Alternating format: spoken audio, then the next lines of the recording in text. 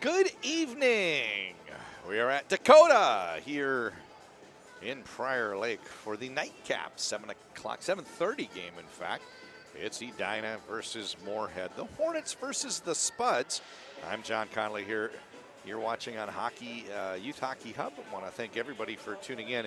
Got a couple interviews we're going to play here. Let's start with Kurt Giles. Kurt, coach of the Edina Hornets. We're right before the game with Edina, and this is head coach, 20th season at Edina. Kurt Giles, how you doing? Doing great, thank you. So at this point of the season, Edina's off to another great start. This is a great group of kids, and they've looked very impressive to this point.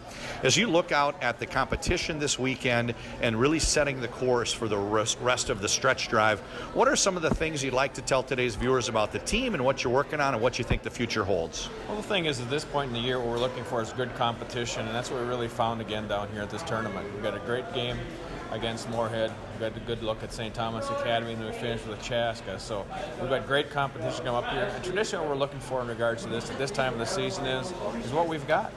You get that good competition, you find out who competes, who handles the puck, and who does things well under pressure. So this is a great opportunity for us to find out what we got. You know, you mentioned Chaska. I thought Chaska was going to be awesome this year, and then the season started. They laid an egg, they laid another, they laid another. They came here, they're 4-5, and today they ran Eden Prairie out of the building, a very impressive 6-3 win. So, you know, super exciting. When you look at the three opponents for Edina, Moorhead, traditional power.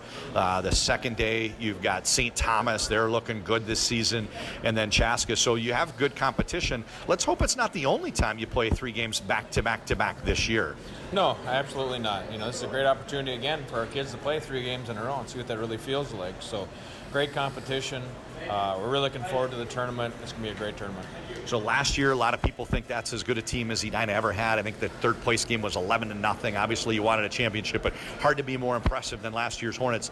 This year's team is very, very impressive. Are there any similarities or differences? How does this year's team compare? A lot of the same personnel, but I'm curious as what your thoughts are.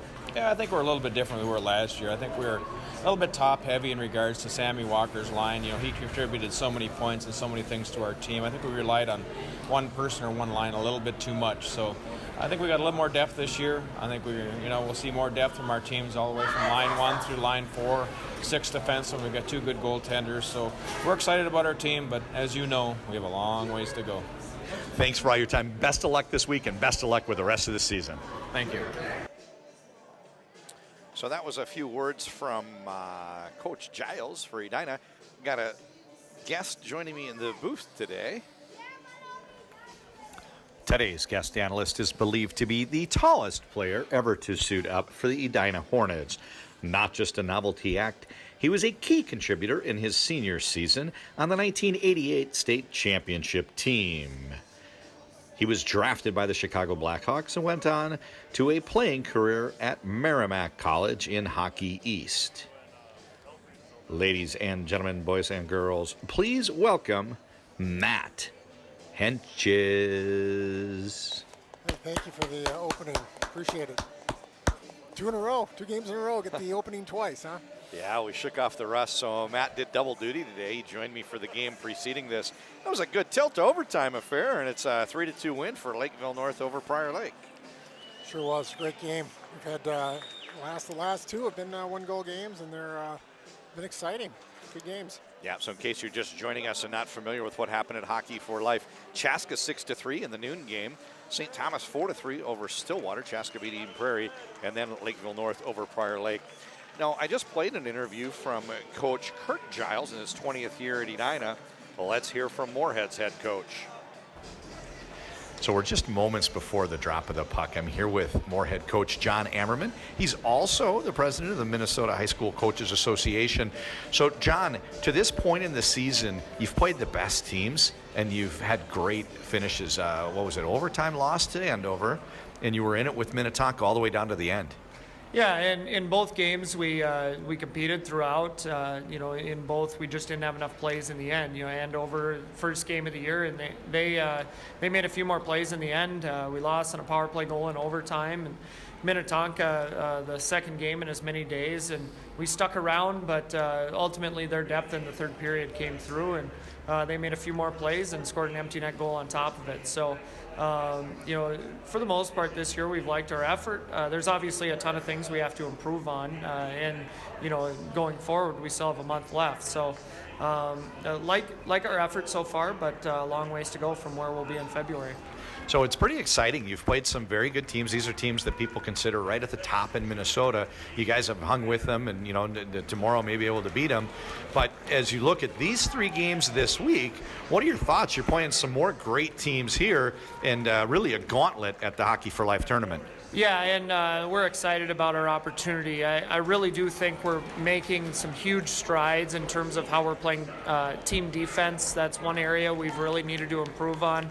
Eliminating second opportunities for teams, and the one exciting thing about these teams is any mistake or any mishap is going to be it's going to be under the microscope, where they're going to be able to take advantage. So last week when we went up to Grand Rapids and Greenway, it was a great step. I really liked the way we played, and coming off the holiday break, it's anybody's guess, but excited about the opportunity for our kids.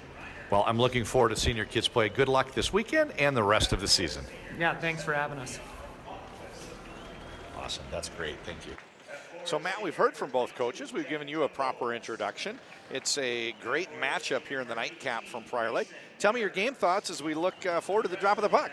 Well, I am a little bit biased, but Edina's a very explosive team. It looks like they're outscoring opponents 4-1. Shots are ridiculous. Unbelievable penalty kill. So they're going to be tough. Tough game. Let's pause for the anthem.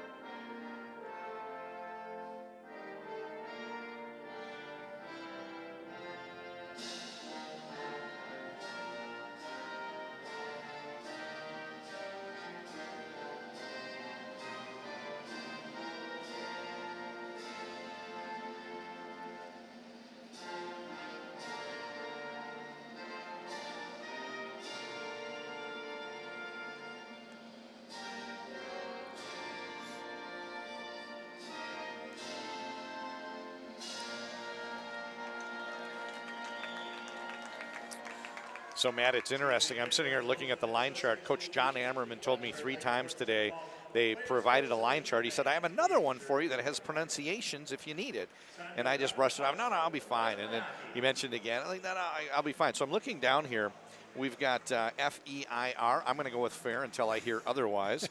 Looking at M-O-I-L-A-N-E-N, Moilanen or Moilanen. Take your pick. I'm not sure. But the one that's most concerning to me is McCoy Gregoire or Gregory. Not really sure, but I'll do my best. Number 3, Luke Grammer is, if I'm not mistaken, the only Division I committed player on this team. He's a defenseman junior committed to, I can't remember if it's Michigan Tech, but I think it's Northern Michigan. I believe it's Northern. Yeah. Northern. He's a great player, awfully fun to watch. And Luke is our between period guest between periods 2 and 3. So in addition to today's great game, and special guest analyst, we've got Matt Henches, member of the 1988 state champions at Edina. We've got a great first period intermission guest. That's Ben Hankinson, part 1. Part 2's tomorrow. And then between the second and third period, you'll hear player profiles of Mike Vorlicke and Luke Grammer. The puck is dropped, and we are off. Initially controlled by the Spuds. Searles plays this over on the right side to Grammer, and entering the zone, but losing the puck to Boltman. It's out to the neutral zone. A little bit of back and forth. It's eventually picked up by Reiners, who just chips it in deep and sends that top Edina line in on the forecheck. Working through transition is Kyler Clevin. Clevin cuts to his forehand, and big save there by Hogue. And one of the things, Matt, he's a new player in the Edina system. Scoring chance down low. You'll see Hogue gives up his body a lot to make the save, and example right there, made the initial save, but had there been any rebound, he usually is pretty committed. He's all in, if you will, in poker terms. So something that we'll keep an eye on as the first scoring chance of the game came from Clevin for the Spuds. Pass dropped from Vorlicke over to Williams. Williams plays this one a little bit too far for Malmquist. How's Malmquist still out there? Most of the line got off, and we've got Malmquist still out there. I guess Jungles is out there too, and he fires it right at the referee, the linesman's head, and this one goes for an icing call. Well, I like to watch it. I've watched them a few times in the last few years. They come out so relaxed. And right there, Moorhead's coming out there on their toes. Guy takes it to the net, gets a good scoring opportunity. Doesn't even phase Edina. They were pretty relaxed against Cretan. They gave up 3 goals in the first 5 minutes and had to battle back before winning. I think it was about 6-3. So maybe that's not the route to go. Maybe that's not the route to go. Yeah, you got to play with a sense of urgency. But anyway, we'll see what happens. We're still in the early going here, just barely 1 minute in here. The first 2 shots on goal by the boys in black. Moorhead's wearing black, orange trim, white accents. Edina going the other direction. It's a very classic Edina look. White, green trim, and a little bit of a yellow stripe across the waistband. So face-off coming right in front of the benches. It's 0-0 early going here, and it's a highly anticipated matchup. Moorhead is 6-3. We heard from Coach Ammerman earlier. They lost a close game in overtime to Andover. Obviously, could skate with Andover. Lost a game where they were in it late against Minnetonka. Those are 2 of the teams considered right at the top in Minnesota, certainly on everybody's top 4 or 5. And then they were blown out. They went to Rosa. They were down 6-0 before falling 6-2. And, you know, they're trying to put that game behind them and really just assume that that's the dud. Most of the teams at this point have won. They wish they could have back. And that's the record on the loss side. They're 6-3. They've won the rest of theirs and tested early in the season here. You know, getting to the midpoint, they're playing Edina and have 2 more games coming up. Eden Prairie tomorrow, and then on Saturday it's going to be Stillwater. A little bit. Oh, they say he was onside. This is Brett Shorsky. I thought he jumped in ahead of the play as Shoemaker made a little blue line move. Moorhead with a breakout opportunity here. Searles behind the net, plays this one up in front of the benches, and nice forecheck here. They come right back with that top line. It's Malmquist out. Here's Nevers. Jungles is out there as well, and you can see they're trying to get on the board early. This is a line with very good chemistry, a lot of skill, not a lot of size, but Matt, with that speed, seems like it's hard for the other teams to ever catch these guys and slow them down. I wouldn't want to play against that speed. It's amazing. Hey, you're right. They have big guys and little guys.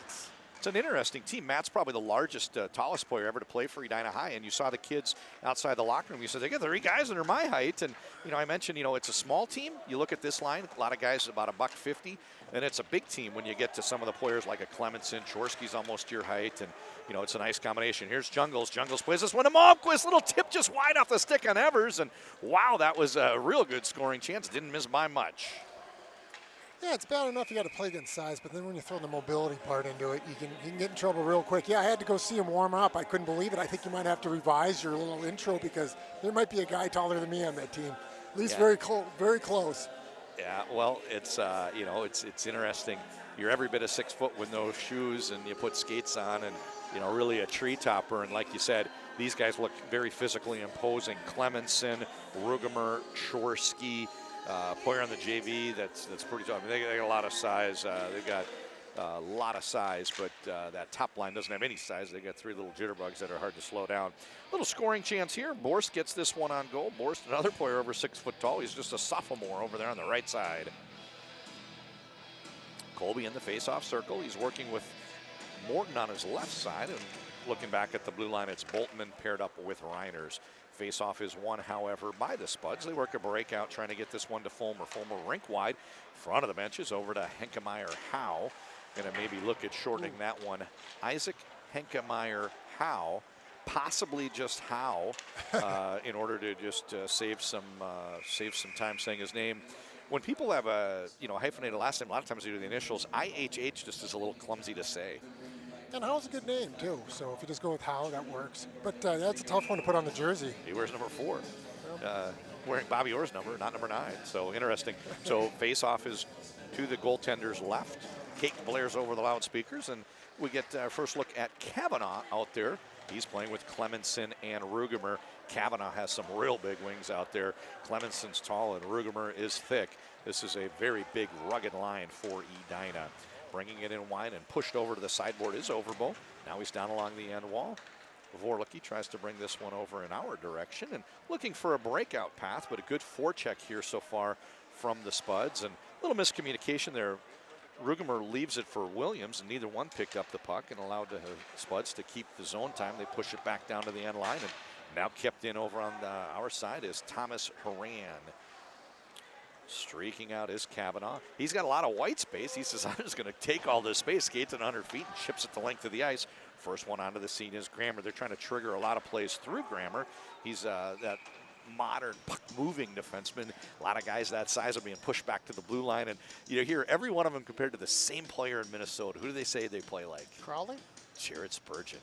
Every guy that's a small defenseman. Okay. A professional, yeah. Well, yeah, he's our Jared Spurgeon. Every guy that's that size. And every team's got, like, the top pair for Minnetonka, number 2 and 3, Litke and Doctor. Oh, yeah, Jared Spurgeon. And you go around, they love these 5'9". Goes, he plays like Jared Spurgeon. So there's that many guys that really play Jared. In front of the benches, they take it, and Holm entered the zone, turns the puck over, and it's cleared out to neutral by Johnson. We'll maybe get to it during this game. The families in Edina, what a lot of tradition. These family ties run deep with siblings. You wore number 5, your older brother wore number 5. The generational father-son. We've got top lines. Some parents that played for Edina. So it's just interesting. We'll hopefully get to that as we reminisce cross-generationally here for the Hornets. Bringing it out is Bishop. Bishop, he's got to be about 6'6", Matt. Oh, at least. He crouches over a lot. So does Chorsky. He's on the forecheck. These guys are wary of hitting anyone high, so a lot of times they're not standing upright, but they're almost your height. And now it's Jungles down along the wall as a line change completes. Nevers joins the play, and they're trying to move the puck rink wide to him. This is a line that plays a lot of possession game. You look when these 3 are out, oftentimes they're trying to connect on the next pass, next pass. Had a talk with a couple people between break and just talked about how many times it's just an empty net goal. They've got the goalie out of position. They're shooting from 10 feet or less. Right. So we'll see what happens here. Onto the stick of Nevers. Nevers enters the zone. He fakes the shot, brings it wide, and it's deflected up off the stick of McCoy Gregoire up into the back netting. Stoppage of play, face off to the goaltender's right. Got Hudson Hodges in goal for the Spuds. Luden Hogue for Edina. Face off to his left, I'm sorry. Stepping into the face-off circle is Nevers. Nevers kind of skips the draw over to Malmquist, but it's picked up by the Spuds. They bring it over our direction and chipped out to the neutral zone. Nice pass there from Clevin to Howe. Howe bringing it in wide.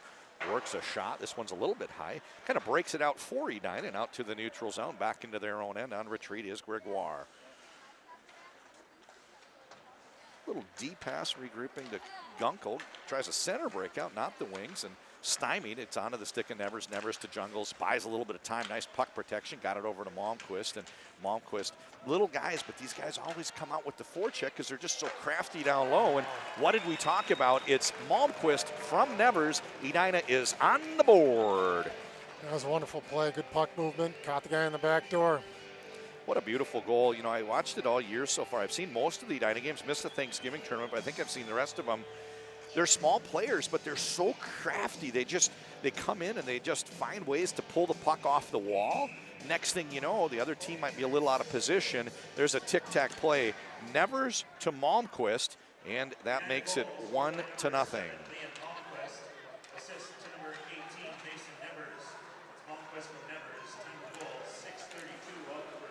6:32 in. I'm a little late with this, Matt. Here you go. That's for you, Liam Malmquist. You're going to want to watch the rest of the weekend. Both Liam Malmquist and Mason Nevers are interviewed, our hosts for the Edina segment. Those were filmed up at McCoy's Public House. Our host is Gracie Nelson. Today it's Mike Vorlicke, but keep watching these Edina games this week. We got some great player profiles. Those two players hook up on the first goal. It's Nevers from Malmquist, and you can learn more about them if you want to watch the between period player profiles each day. Those air between periods 2 and 3. So Matt, you know, it's interesting. You played in '88. Your brother played in '86, and it seems like in Edina, you know, you kind of got to win it all, or they don't remember you. Yeah, well, it's exactly. You know, and honestly, the '86 team was probably one of the at that time was one of the best Edina teams they've ever had, and all it takes is one goalie like Damian Rose to ruin that for you. Yeah, they didn't even make the section final. They lost in the section semi, which is an unheard of exit for Edina. So about that, you know, Kyle Humphrey played on your '88 team. He told me the same thing. Like, you know, we were good. That '86 team is probably quite a bit better. And, you know, my point of this is last year's team, Edina, they were unbelievable. They won 10 games at running time. They beat the state champions at running time. Right. They had 11-0 in the state's third place game. They would get up early and just run teams out of the building, except when they didn't, and that was only 3 games, twice against Minnetonka, and once that ultimately was their demise in the sections. A couple cracks at it here, and wow. Hogue is down, and it's tucked under him by Bishop. Very savvy play there by Bishop. Yeah, Hogue gives up his body a lot. He's making. We talked about throwback players in our first game that you and I did today. He's making acrobatic saves, and those don't exist anymore. Kind of like in the 70s, where 70s, they just throw themselves 80s. All over the place. Oh yes, it's a pad save, a kick save, and a beat. You know, right now in the NHL, the guys get down their knees and they don't move. Well, they rely on that big equipment. I kind of wish they'd bring the equipment size down a little bit. Well, they rely on having guys that are 6'6", like that Bishop and what's his name, Dubnik, and you know, Darling. You go around the league. So anyway, interesting play there. But what I was saying is, last year's team was awesome. This Edina team, you know, I still think one of the, you know, as good a team as Edina. They didn't win a state title, but you know, they were running teams out of the building. So this year, half the team comes back. It's going to be interesting to see, are they able to win a state title? There's a lot of game opponents. Moorhead out of Section 8 is one of them, and you know, you go around the state, Andover Section 7, Duluth East Section 7, Minnetonka in Section 2, and you know, it's going to be a hard run. But you know what? At the end, when you're our age, they're going to remember whether you won it or not, and your team's a good example of that. Well, you know what's funny? People always say that you win championships with defense, and that's our team was totally built on defense. We weren't about winning games by 3-4 goals. We were about winning by 1, and we won a lot by 1. It was about get a goal or 2 and then keep them off the board. And if you're not familiar, Matt played defense, so pat yourself on the back, Matt. Well, you know, you getting any bruises? Good defense, you know. Penalty. Forward's got to play good D too. Penalty upcoming. That was a nice team. Penalty upcoming. So Moorhead's about to go on the power play. The good scoring chance down low, and oh my goodness, the puck was covered kind of by Williams. Looked like Williams kind of pulled it and tugged it a little bit, and I don't know that they're going to call that one. There's a delayed. They're calling something. There's a delayed penalty that led to Moorhead getting the goalie off and getting that 6th attacker on there. Off. He's playing his case, but it's not really getting him anywhere. Reiners goes off. Reiner's still playing his case, and the referee comes back to talk to him about it. And this is one of the longer dialogues I've seen where the ref actually gives the player the consideration to hear him out. Very true. This will be interesting. The guy's got a great penalty kill. I think they're around 93%. That's like virtually unstoppable. So I don't think they're scared if they get a penalty or 2. Well, we'll see what happens. They've got the grit and sandpaper player out here on the forecheck. Colby he's a fun one to watch. I used to play with his father. You were on my team, I think, that year as well. And this is a very nice player, Colby for Edina.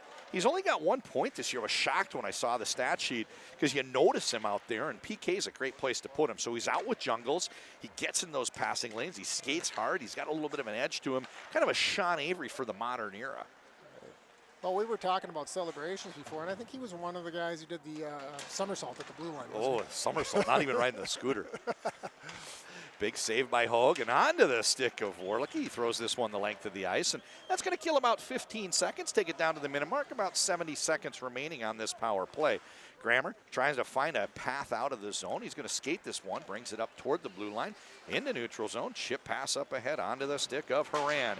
Horan takes it down to the end line, and good play here from Boltman. Boltman rings the boards, but standing right there is Howe. Howe fights a battle, chips this one back to the point. Kept in over there by Clevin, and Clevin, a little fancy little dangle move there, and Hogue can't get his hand on it, and a funny little bounce there. Looked like Boltman tried to hack it behind the goal, and it came out squirtly right in front of the goal, and a bad bounce there. We could have been knotted up at one. Moorhead's had a couple good moments of pressure this power play. They've still got 30 seconds with which to operate. 5 on Flory, 9 on the PK. They've got Mason Nevers out there killing with Morton. Now they get a third set of killers out there. This is a fun player to watch, Delaney. He's out there with Chorsky. Delaney gets the turnover, brings this one in. Oh, a little dipsy dangle down into the corner, takes it down behind the end line, and working it out front, played out toward the defenders, but it's stolen by Horan. Horan with a chip and chase, and kind of hit a funny little bounce. Did it hit the linesman, or did it just bounce funny off the brackets? Yeah, Moorhead on the power play there in the breakout, but a little nonchalant coming out. I think you just got to get into the routine on a breakout to do exactly the same breakout. And, you can't do that against Edina. That's how you give up shorthanded goals there.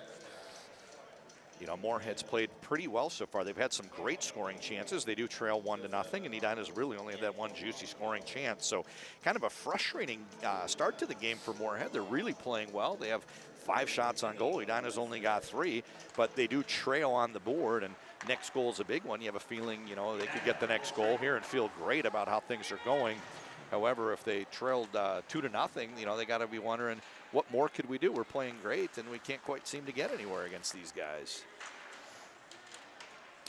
Nice little play there by Chorsky. He's very wary of his height, Matt. He's probably playing like you did, where you're just very careful at that height not to take penalties coming in high. You got to be careful, and he's always making a point not to hit someone hard and not hit someone high. He's got to learn not to, well, for all tall guys, learn not to check with your hands, and you got to go hip to hip.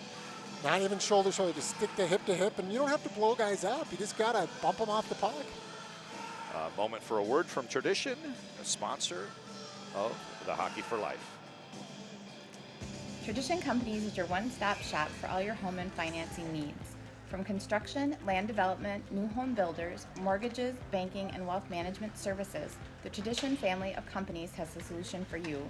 For more information on everything Tradition Companies has to offer, visit traditionco.com. That's traditionco.com.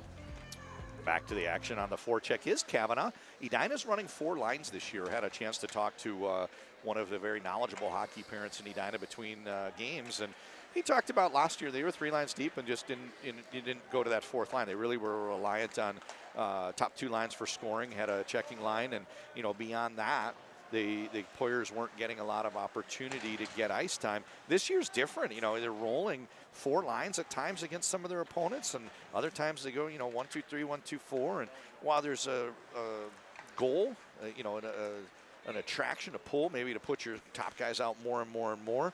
Looks like this year the minutes are being managed a little differently, and it's nice to see, because not only are they getting to play, these kids are playing well when they get an opportunity. Right. I mean, if you have 4 quality lines, why not just run them at 100%, you know, over and over and over? You can run teams down, especially in that latter half of the game. Jungles picks it up, enters the zone. He plays over to Malmquist, and Malmquist to Jungles. It's 2-0. I could just see there was going to be a goal, because when those players have some white space, they move quick enough and they're so skilled. They just find each other, and it's like watching Sutton and Youngblood with another guy. It's like there's a third guy. Who was the other guy? They didn't have another guy in the movie. It was all Sutton and Youngblood. But Matt, it's like there's 3 of them instead of 2. Well, Edina is so good at hitting the trailer on those 3-on-2s. It's just amazing. They've been doing it for years too. It's funny you mentioned that, because I kept thinking the pass might be to you know, one guy and they hit the other one. So Jungles from Malmquist. Well, it's the importance of that F2 going so hard to the net. Oh, it's through this. Answered. Nice little bounce back here as Moorhead. I was listening to the public address. Moorhead gets one to cut it back to 2-1. That's a huge goal, Matt. In the PGA Tour, they measure bounce back, which is when you have a bogey, how often you make a birdie on the next one. And they really needed that. Clevin gets a goal for Moorhead. So now they trailed by just one. Those two goals come about 10 seconds apart, it seemed. And, huge goal there for Clevin. Gets the Spuds back in. And we're going to listen to the public address, see if there was an assist on that one. Moorhead goal scored by number 10, Tyler Clevin. Assist to number 4, Isaac Hinkmeyer-Howell. And number 7, Dylan Mustard. Wow, 10 from 4 and 7, and we get another one. This one scored by Howe, and we are tied. All right. I was just about to say, you can't let Edina get up on you 3-4. It'll end real quick, and man, they stuck right with them. Credit Moorhead. Boy, these kids bounce back 2 goals. We've had 3 goals in the past 20 seconds. That means I'm 3 goals behind on my goal horn. That's for Jungles. That's for Clevin. And that's for Howe. Okay, we're caught up. Holy cow, Matt. Fireworks here from Prior Lake. Moorhead goal scored by number 4, Isaac Hinkmeyer-Howell. Assist to number 10, Tyler Clevin. And number 24, Wyatt Gunkel. That's Hinkmeyer-Howell from Clevin and Gunkel. From the goal, 13-3 of the first period. Well, Howe and Clevin had a great game last shift, Matt. 1 goal, 1 assist. Those things came about 10 seconds apart, and wowza, what a great bounce back for Moorhead. You and I were talking earlier. We did this the 3rd game today, and it's all about how you don't want it as an announcer to get too far one way or the other. I root for who's ever behind. We got just what we wanted. We're back to tie. 2 quick goals by Moorhead, and it is 2-2. Scrum along the near wall, Chorsky battling, and eventually the puck pops out over onto the stick of Shoemaker, who chipped it out to the neutral zone, and now Delaney's blowing a tire. Guys falling left and right. Entering the zone is Overbo. Overbo playing this one onto the stick of Grammer. Grammer's pinching up nicely, and he's got someone covering for him. I think it was a rollback there from Kai Holm, but one of the things, Matt, against a skilled team like Edina, if you start pinching in like that, there's a risk when you might get someone to cover, but it's maybe a forward that's not used to playing defense. Right. Here comes Williams. He's a 10th grader for Edina and one of the promising young players. So much attention the past couple seasons on this group that's now seniors.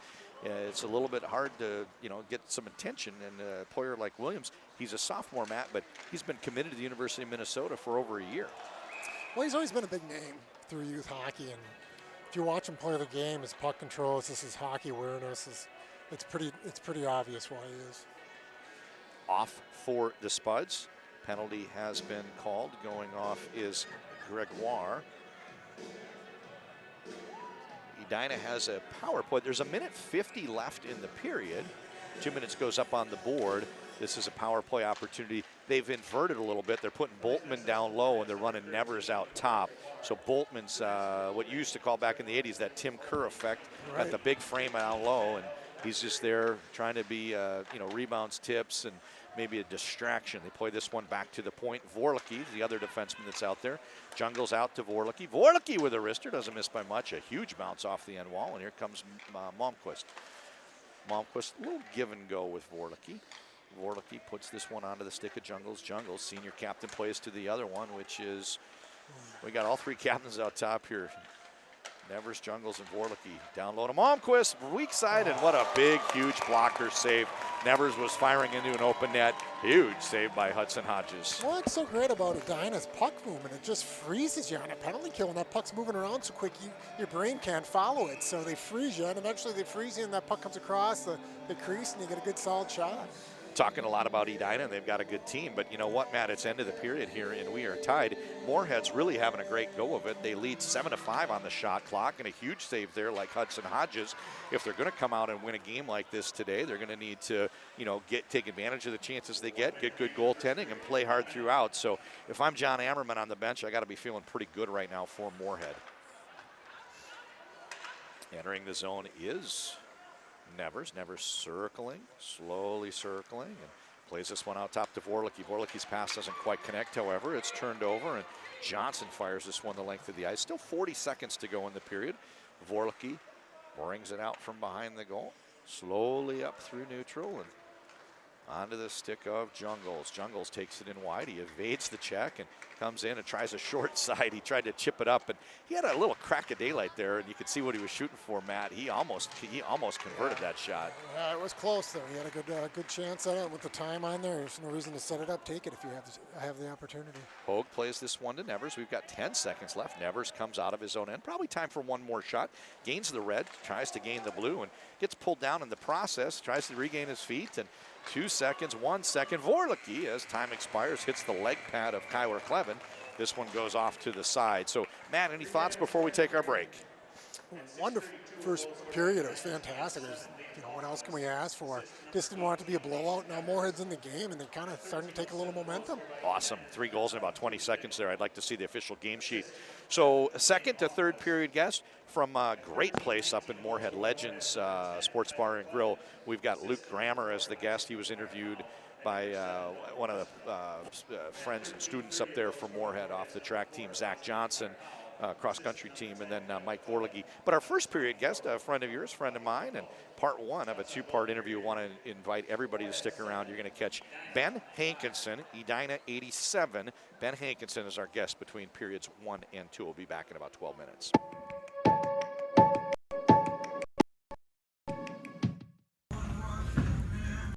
All right, I'm John Connolly here with Ben Hankinson. Ben Hankinson, class of 87 from Edina High. And we're here at Tuttle's. We're going to go over a few things and find out what Ben's up to today. So, Ben, you played high school, moved on to the University of Minnesota, captain at both places, and today we got a high school hockey game. So why don't you talk a little bit about growing up, what it was like going through it as a player, and then I know you had some kids played as well. Yeah. First off, thanks for having me, John. John was a 86 Edina High grad. Just barely. So we played hockey together and amongst other sports on the way up, and John played with my brother Peter, who I followed around. And thanks to Peter, otherwise I probably wouldn't be here talking if it wasn't for an older brother that was a good student and a good role model, showing me the way and paving a back alley or a highway right in the University of Minnesota where we went. So as long as there's some family love going around here, let's not leave out John and Bonnie. Good role models as well. If it wasn't for them, I probably wouldn't be University here of Minnesota. So so high school hockey. You watch it now. You got kids that have been playing, and you played it. So any thoughts just about what it was like putting on the Hornet sweater back in the day? Yeah, it was pretty cool. So I guess I lived in St. Louis Park through Squirts. Second year Squirts, actually, we moved to Edina. My dad coached, so I played Edina, Squirts, Pee-wees, Bantams, and then high school, played JV. I was a little bit of a late developer. And like I said, I did follow and watch Peter Hankinson along the way. So I saw him play high school, saw him take that jump. I was on JV, he was on varsity.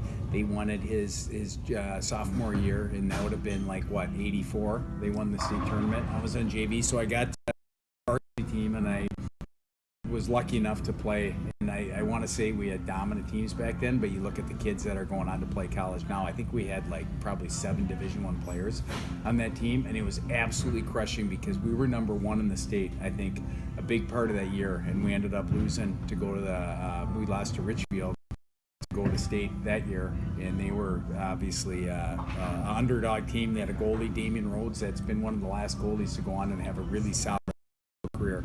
But my years at Edina were spectacular.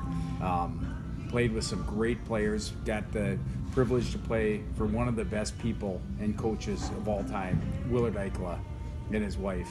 Just unreal ability to be in that environment with those players, Bart Larson and guys like John Conley, who used to have side games up in the stands where you'd keep track of, parents could and players could have odds on who scored the goals, who was, you had all kinds of games going. Junior year, I did take some bets, offering prop bets, and senior year kind of got a little sideways, but that's a story for another day. So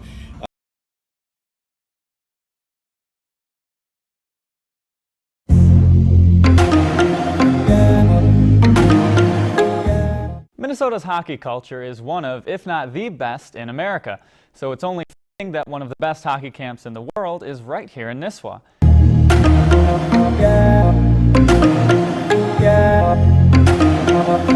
This is Dan Germanson. Welcome to Minnesota Hockey Camps.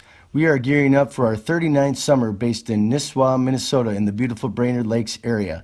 At MHC, there is a culture that breeds success. We offer resident and day camps for boys and girls of all ages from mites to NHL, 9 weeks throughout the summer. We've had 700 NHLers come through here. We have 32 hockey-related activities per week. Over the years, we have had close to 400 professional players come through our camp, including Division I, Stanley Cup, and Olympic champions.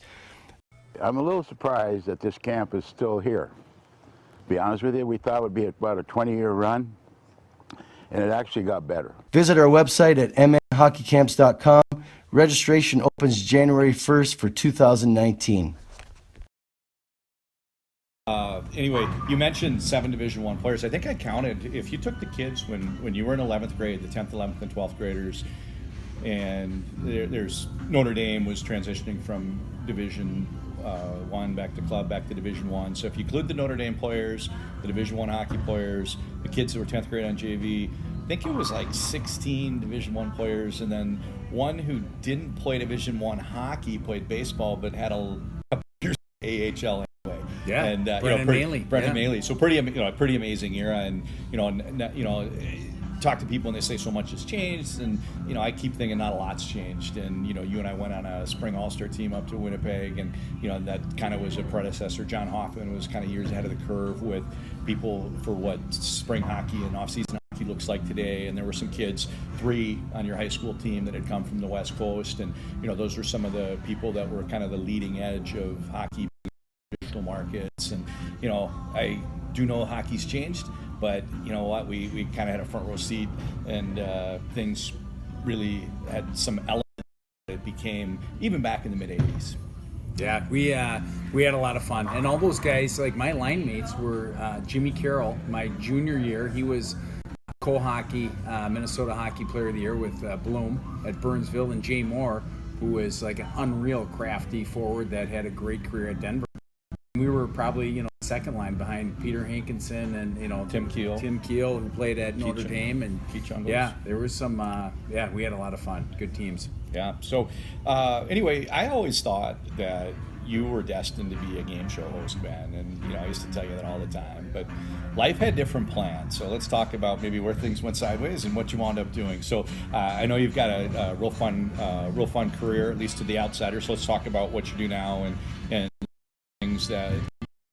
So I went on and played college and a little pro, and then I transitioned into figuring out, okay, it was 1998, what do I want to do? I went into Piper Jaffray at the time for a couple weeks to get in the stock market, do some trading, and the market was tanking at that time. And it was in the summer of 1998, it wasn't doing well, and they wanted me to hold on. My agent at the time wanted me to take a shot at getting into the agent business, and I sat down with Brian Lawton, who had another company that was doing it in Minneapolis here, and I decided to go with my agent, who was out of California, and give it a shot and start recruiting and representing players out of here. And that was in 1998, so that's 20 years ago. And I started out recruiting guys like Keith Ballard, Paul Martin, Wyatt Smith, Eric Westrom, a lot of Gopher players and a lot of Minnesota players and a lot of guys from out of the state too. So I've been doing the agent thing for now 20 years, and it's been like a run with some incredible players coming out of the state of Minnesota, and picking up players obviously from all over the world. I think it's great that you bring it to the table, that a lot of the things that are the challenges when hockey becomes a business, you were faced with. I know you had issues of, I think you had a labor stoppage during your NHL career, and I think you had issues with a contract buyout and a lot of the things that make it maybe the dream of playing in the NHL probably overshot what actually playing in the NHL is, and that's something that you can bring perspective to these players that are on the cusp or in their NHL careers as a player agent, having been there yourself. Yeah, absolutely, and that's the toughest part now. It seems to me that kids and probably parents, you could say even more so, don't enjoy the now, and everyone wants to get somewhere else, and you got to be careful, because when you get somewhere else, you may, first of all, never get there. and think, well, where I just was, I should have probably enjoyed more because it was a lot more fun. And that includes playing high school hockey, that includes playing college hockey, and it includes, you know, being in the minors and playing in the NHL. I didn't have a long NHL career, otherwise I wouldn't be, you know, as good of an agent as I am now, because I had to figure out every side road in to, you know, figure out ways to get things done. And it put me in a position to get in this business and be a little more hungry. But you're right, like the big thing is, like, is, you know, don't be in such a hurry to get to the next level, because you need to have that sunshine on whatever level you're at and have success. So then when you go to that next level, you need to pull back on the confidence or the, you know, the good games you had, or the playing on the, you know, power play, or being a leader, or playing out there the last minute of the game, or, you know, whatever it is that you could not dominate, but have success at that level. So when you struggle, you know, it deposits a confidence that you have to go withdrawal again to help you through the next step.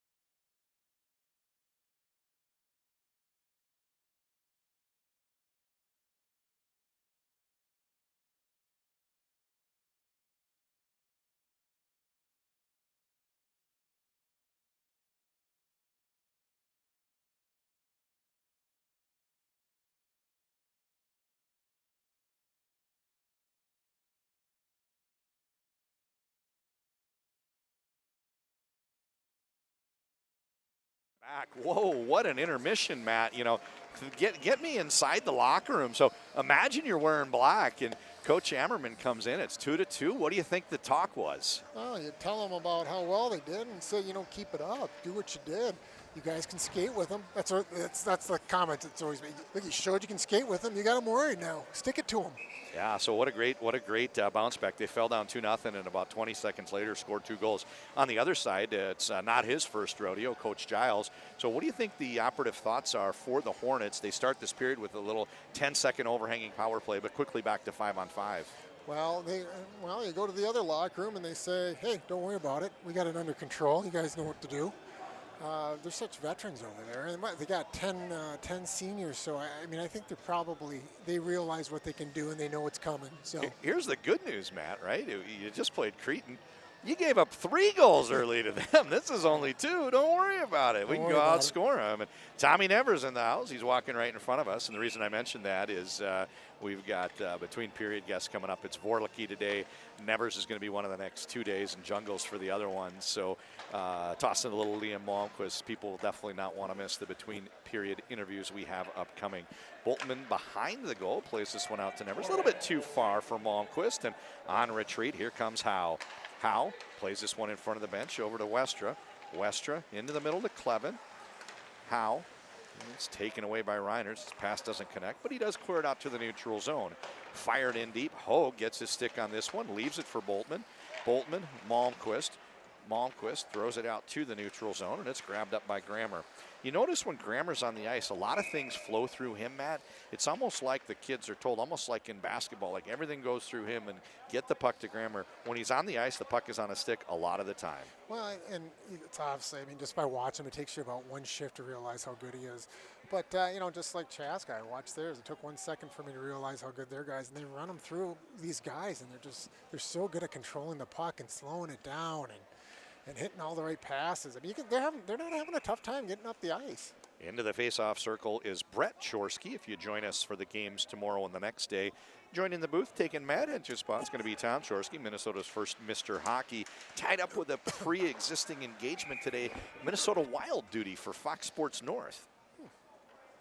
So, Matt, you know, I'm looking at this top line here. Jungles has a father, graduated class of 86, played on the varsity. Nevers on the state championship team with you in 88, class of 90. Malmquist has an older brother, leading scorer all time at Edina, Dylan Malmquist. You get to the second line, and, you know, Chorsky, his father went to Southwest, but has a daughter on the team, so you got a sibling thing there. Edina girls this year is Hannah Chorsky. You get to, you know, Another line, you have Colby played with you and I in youth, and here comes Chorsky coming in, breakaway opportunity, tucks it 5-hole, and big save, denied by Hodges. All right, I like that move by Chorsky. He just gets the goalie to move and open up that 5-hole and slide it right through. It worked last time. Did it? Yeah, Okay. He had a beautiful goal like that. You can see exactly what he's trying to do. You see a little lateral movement, pulls it over the forehand, and rather than pull it around the goaltender, try to tuck it in as that space opens up. That's his move, and it's called going to the well. You don't want to do too many times. So. Well, but there's no way the kid's going to know it. And, maybe he's trolling the online archives, watching the games and dissecting every Brett Chorsky move. But Chorsky's a fun player to watch. He's having a great senior season. 6 points in 6 games thus far, and almost adding to his total right there at about 6'5". Certainly, takes a little longer for players like that to grow into his frame. And you have a player that was a very small part of last year's team, huge part of this year's team looking forward, and a fun player to watch. Out at the neutral zone off a Colby skate boot, and this is Nick Williams dumping it down. It's reeled in by Wyatt Gunkel. Gunkel plays this one D-to-D, and Gregory plays this one up, and it's reeled in by Vorlicki. Vorlicki to Williams off the stick, a little bit too far for Colby, but Edina gets it down to the end line. And one of the things I always watch for in the second period, Matt, is you're defending the goal a little bit further from your bench. Have that long line change, and it hit a skate boot there, a little tip off the skate boot of Borst. Shot from Vorlicki, and a big save off the leg pad of Hodges. Well, you don't want to get caught on the ice, and there's no question that's the period you're going to get caught. And if you do catch some guys, these high school guys come at you fast. If you get caught out there winded. I'm going to go way back. 1988 state championship over in St. Paul. Do you remember every game like 3 times in the second period? You guys were getting caught on the change, and then the D would come out, and maybe it was you coming out, but I remember that season vividly. It would be like one guy back, and very crazy. So this second period, one of the things we're going to watch for, Bishop with the puck takes this one over. Hogue with the cover, he kind of lost it. Nice hounding forecheck there by Caden Triggs.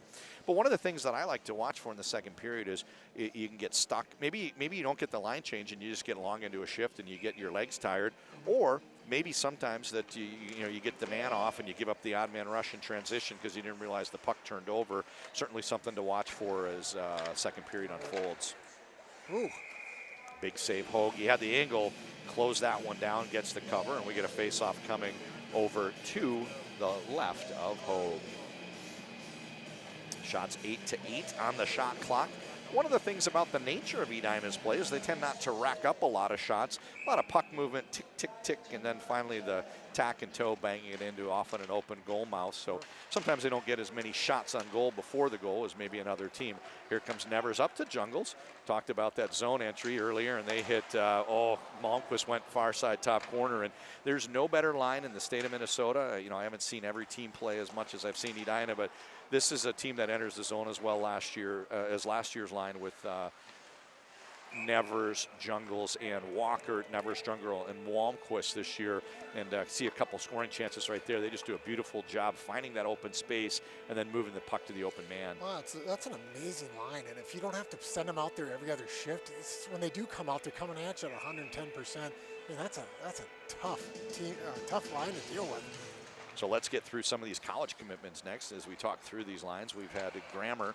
I think he's the only college committed player on Moorhead. I think there's some other Division I players out there. As time goes on, I've seen a lot of players that are likely to get an opportunity. We got a penalty upcoming.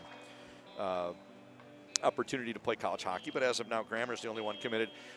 Jet Jungles, he is committed to Northern Michigan. I think Grant Patolni's still the coach up there.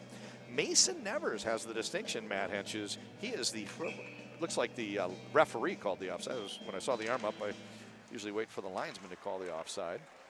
Played over onto the stick of Shoemaker. Shoemaker gains the zone, brings it in wide. It goes up over the netting. So Mason has the distinction of being the first Minnesota commitment from new head coach Bob Motzko. You go through the recruiting pipeline, draw a line. Mason Nevers is the first player that he offered a scholarship spot to, and Mason is committed to the University of Minnesota. I can certainly see why. Nice player. Yeah. So going on the other side of that line, some players that have been in the recruiting pipeline a little bit longer, both Minnesota commits recruited by Lucia. Number 2, Boltman, and number 4, Williams, both defensemen for Edina. Boltman, a junior, Williams, a sophomore. Both some very, very young commits back before they started their Bantam season in 9th grade. These are Bantam commits, and both of them committed to the university still. Holdovers from the recruiting pipeline inherited from Don Lucia. So that's 3 players committed to Minnesota. The last one that's college committed already defenseman Mike Vorlicki. He chose Wisconsin. Out onto the stick of Shoemaker. They get it out to the neutral zone. Goes the length of the ice. We get an icing call. 13-15. You know, Matt, the first period ended. The first thing you said to me is, wow, that period went real fast. Yeah. This one's a slog. It's 13-15 to go. And it might have choppy. Yeah, it might have something to do with your fourth game, too. You know, Matt, I think that's part of it, but I also think this has been choppy, you know, stoppage. Hogue with a save, and, you know, like that. You get 2 seconds, another whistle, and this one seems to be slow. Games take on a life of their own. They have their own character, and this one's been a slog. So let's see what happens here. We've got face-off coming to the left. Oh, look at the shots, too. Right side of Hogue. Man, that's a good game. Face-off to the right of it. It's a great game. So Colby steps into the face-off circle, and he squares off against Caden Triggs. Eventually onto the stick of Williams. He tries to find a breakout path rink wide, and whoops, Colby got in the way. I think he was intending to hit Borst breaking out of the zone weak side. Hogue leaves this one for Williams. Williams is a speedy defender, and you know who he's a puck-moving defender. You know, like who? Who? Jared Spurgeon. Oh my gosh, Spurgeon. I can't believe that one didn't go in. It hit a skate boot. It hit the defender's skate boot. I thought the puck got across the line for Moorhead and the Moorhead goal, and lucky for them it didn't, or good for them it didn't. That was a bouncing puck, almost put Edina on top 3-2. I had a parent once say to me about their kid being probably 120 pounds when he's fully grown. Well, you know, Jared Spurgeon can do it. I said, there's one Jared Spurgeon. I just think it's funny, you know, you hear this a lot. He's obviously a great player for the Wild, and, you know, the trend is you want these good, small puck-moving defensemen. In Minnesota's full of 5'9", 170 guys. And when they say, oh, yeah, that's the analogy they always use. Oh, what a play. Hesitation move from Malmquist. Winds up firing a shot. You know, he's a player. You get down below those dots in that little rectangle down low, he can slow the game down like nobody else. And what a great play, you know, the rush to shoot before the goalie gets adjusted. He says, I'm in no rush. I'm going to find some open space and try to buy some time and find an even better shot. Now it's a breakout opportunity near wall. It's Malmquist to Nevers to Jungles to Nevers, and streaking in as Boltman tries a little pass, a little bit too high for, oh boy, Matt. No more play-by-play when these guys are on the ice. They either slow down the passes or we're just going to wait till it goes in the back of the net and try to explain what happened. Holy cow, that's some puck movement. Nice little chance here. Henkmeyer-Howe plays this one over to Westra, and, you know, credit Moorhead. They are really playing with Edina. They're even on the shot board. It's 2-2 on the scoreboard. They are doing a great job, and, you know, they've got to feel great about the way things are going. Great performance here from Spud Hockey. Jungles chip out to the neutral zone. Lofted out, but it's gathered up by Gregory. Turns it over to Malmquist. Malmquist buys some time, and he hits a streaking 12 is Kavanaugh. They got the top line Jungles off. 12 came in for 22, and Kavanaugh with a nice shot there on the back door. Hey, what I do like about Edina, when they have a solid three-man rush, they'll get that fourth guy in there. They'll get that D up there. Boltman jumped up into that rush and kind of trailed as a two-option trail, which was kind of neat. You know, it's an interesting comment. One of the things we saw with Kester, Kester's got a reputation as good as any defender in the state of Minnesota. Had a hat trick today from the blue line. Coming in wide side here is Guess. Guess puts the Spuds on top, 3-2. Moorhead leads, and it is now 3-2. Moorhead on top on that goal from Cullen Guess. It's a nice shot. Come down there, quick snapper. What a great goalie didn't even move. What a great game we have here, Matt Henches. It is Moorhead 3, Edina 2, and given the couple explosive goals from Edina, they had a 2-0 lead. You kind of feel like they maybe thought, hey, we're coasting. Ever since then, it's been all Moorhead on the scoreboard. 3-2 is your score. Spuds on top. Still 11:13 to go in the second period. Moorhead goal, 14, Cullen Guess. There it is. Assist number 2, Thomas Horan. Number 18, Carter Johnson. That's Guess from Horan and Johnson. That goes in the books. Guess from Horan and Johnson. Guess from Horan and Johnson. And it is 3-2 Spuds. What a game. Oh, exciting stuff here. Picked up by Borst, chipped in, and on the retreat, here's Grammer. As I mentioned, every time he's on the ice, the puck flows through him. Brings it out to the neutral zone, turns it over to Delaney. Delaney working against one of the Spuds players. He's fighting against Fair, and good scoring chances down low. Initially, it was a backhand chance from Borst, and coming in trying to tidy up the loose changes. Delaney. Bishop gets turned around, and it's a nice little forecheck here from home, who takes it down to the end wall. Bishop brings it past Johnson, plays it out. Bringing it up near side is Borst. Borst in the middle to Chorsky. A couple big boys right there, and here's Borst on the forecheck. This one's turned over. Nice play here from Johnson with a wrist turn, a big save. So, Matt, you know, it's interesting. Edina's got so much depth, it can be hard to crack the lineup. There was a player a few years ago, Luke Peronovich. He's going to be our guest between periods on Saturday. Another player that's, you know, someone that at Edina wasn't, you know, logging huge minutes, top guy is Johnson's brother, Luke. He's one of the top players in the USA hockey pipeline, one of the top players in the USHL, and just made a national team appearance at the National Junior A Challenge. Game goes to overtime 3-on-3. He's the guy they put out there. So really nice to see, you know, players that continue to improve throughout high school and post-high school. And Johnson's brother, a good example of that. Johnson wears number 8 for Edina, and you know, not getting the most ice time as a junior with all those experienced returning players in front of him, but he's a great player as well, and Edina's super deep on the blue line. Well, guys mature at different ages. Some mature at 20, 23, 24. I mean, Hornets have a problem, however, Matt. They trail 3-2. It's chipped out to the neutral zone, and this is onto the stick of Reiners. And you don't get any extra credit for scoring a pretty goal. They all count, and while they did have 2 beautiful goals, they're going to need to find a way to get some more, whether they're pretty or ugly, if they want to get back into this game. On retreat is McCoy Gregoire. Plays it out to the blue line, kept in over on the right side by Nevers. Now it's to Malmquist. Malmquist with a quick pass gets knocked down. Williams with a shot, and Johnny on the spot there was Nevers. Rebound just went just beyond his outstretched stick. Vorlicke now joining the play. Hits Malmquist. Malmquist, he sends this one bar down and in. Malmquist ties the game on an assist from Vorlicke. Again, great puck movement.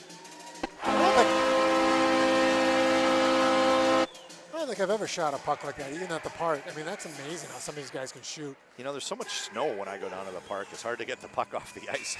No lifter, right? So anyway, Edina, you know, they calmed the storm a little bit. They were, you know, giving up 3 straight goals to Moorhead. Wasn't what they wanted to do, but Malmquist gets another one. Malmquist from Vorlicke, no second assist on that. That goes into the book to Malmquist from Vorlicke. And 8:30 to go in the second period. Matt, we've hit the game's midpoint. It's 3-3, and we've got a great one here from Dakota in Prior Lake. Vorlicke wraps the boards.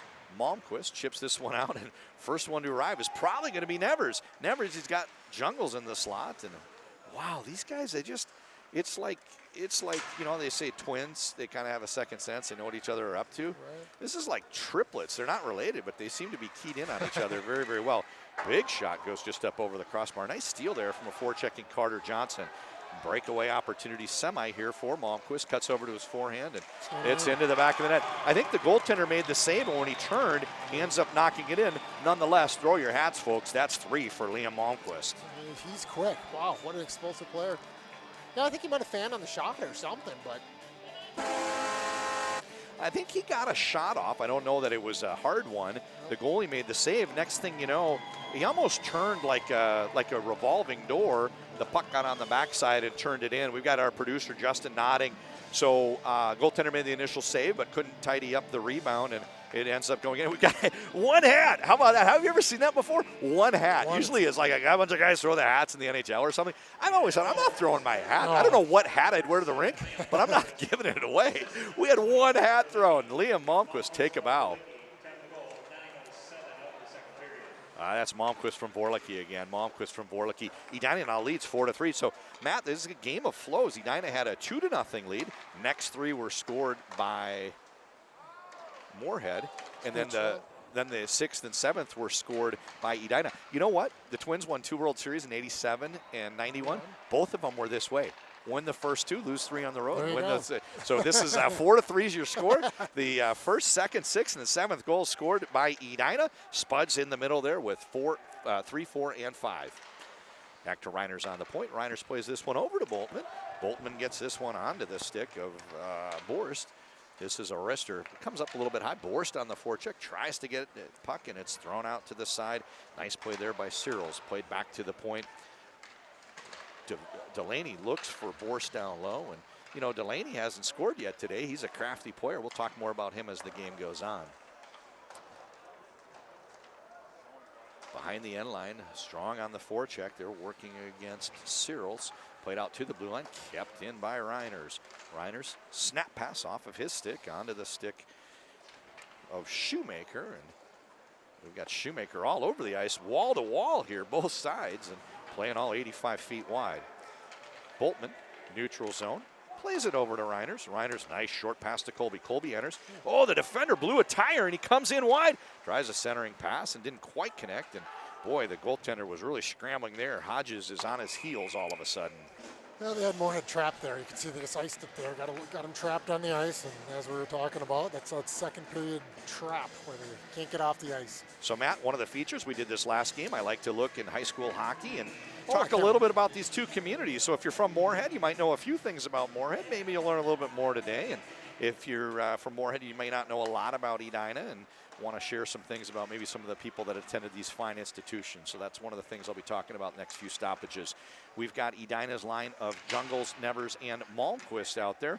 Malmquist has 3 so far, but you know, the way this last shift went, I wouldn't be surprised if he gets 4, 5, and 6 sometime soon. He's been all over the net. This is Jungles, plays it back to Johnson on the point, and I'm sorry, Nick Williams on the point, and oh, flashing the leather, denying Jungles. Big save there by Hudson Hodges. So, okay, Matt, so these are some people that I believe graduated from these two high schools. So Moorhead, Ada Comstock was a pioneer in women's education, went on to Wikipedia, and she's a remarkable lady, a very, very leading edge. You know, women at some point before women's rights, I'm going back 100 years or so, treated much differently. She's a pioneer in women's education. She's from Moorhead. I think she graduated from their high school. We'll get to more as we keep going. And as I told you, I'm going to blow your mind with Edina. So Williams tries to play the puck over, but it's intercepted. Nice strong forecheck by Howe. And a big save there by Hogue.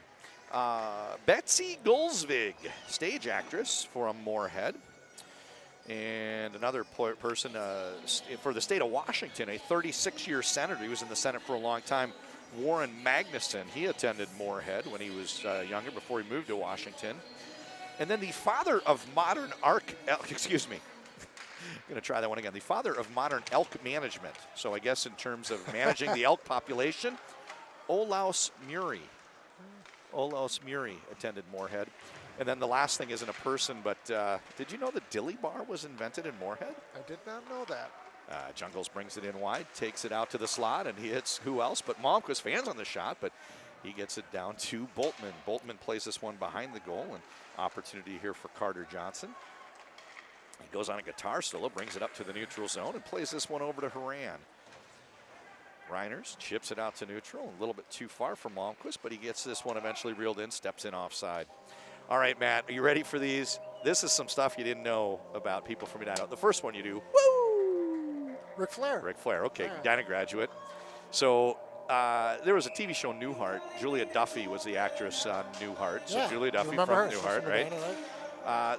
This guy's my hero, right? Marsha. When we were kids, I just love Marsha Brady. Her husband, Michael Cummings, still married. They've been married to the actress that played Marsha Berry. What is her name? Maureen McCormick. Yep. He's an Edina grad. I didn't know that. Wow. Well done, sir. Well done. So the CEO of Cargill used to be the largest privately held company in the world, maybe still is, and David McLennan. Okay. Oh, a little chip there as the puck was covered. The chairman of Yahoo, Roy Bostock. So David McLennan, CEO of Cargill, chairman of Yahoo, Bostock. But here's one. This is something I didn't know it. It blew my the one I was mind. waiting for. Oh, this is the one. A weird idea here, right? We make electronics. Malls are dying. Hey, let's open stores in the mall. Ron Johnson was the guy that had the idea for the Apple Store. Senator Ron Johnson?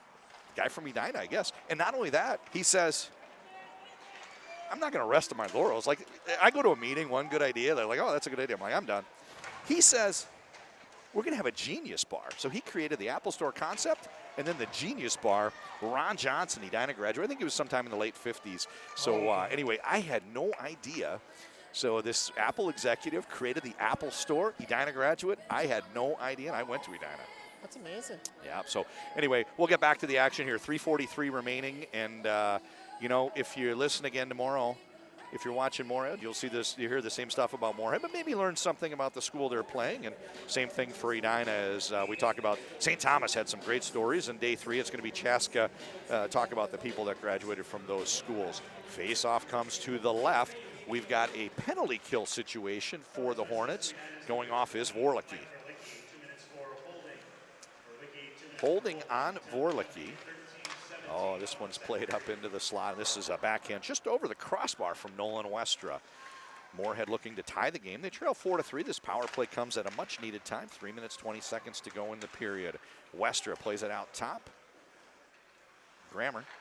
No surprise Grammer's used at that umbrella tip on this power play, Matt. Right. Pass doesn't connect as Westra pinched in, but Grammer gets there first. And nice shot from Kyler Clevin. Big save, Luden Hogue. That's no surprise with that puck control skills, putting them up there on the umbrella. Yeah, you don't want to make a mistake out top like that. And you mentioned that 86 team. It was Rob Mendel, kind of a guy that, never turned the puck over. And didn't you run the tip when you were, didn't it abuse you a little bit when you were in high school? I did it a little bit. A little bit. Wasn't great at it. Yeah, I think, if I'm not mistaken, maybe that's a year. Didn't you start out trying it out and maybe end up just going back to more traditional overload? We started all with Ben at the top. Ben Hankinson started Ben? out at the top. And I was Tim Kerr in front. Okay. And then we flipped it after that. So Ben was our guest between period 1 and 2, and we're going to get to Grammer, filmed at the Moorhead Legends Sports Bar and Grill.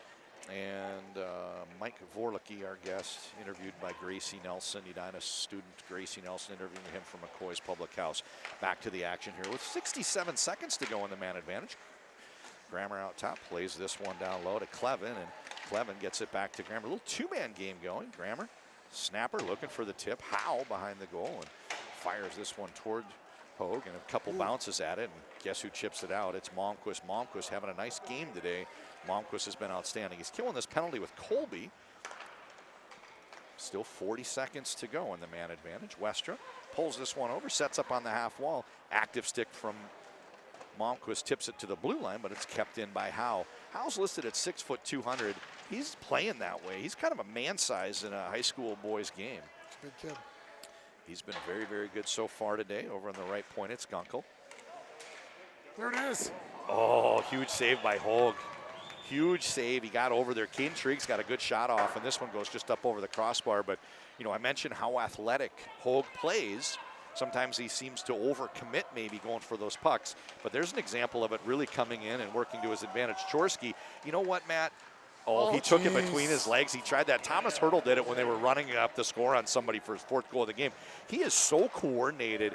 He's the giraffe is how he's built. He's tall and thin, but he's so coordinated, and he hasn't filled out yet, so he doesn't have the strength he's going to in the future. But what I'm impressed by is as Chorsky goes up ice, the big man, and you're even taller than him, never looks like they're going to be the fast little jitterbug quick guy. He's flat out faster than guys because he's pulling away.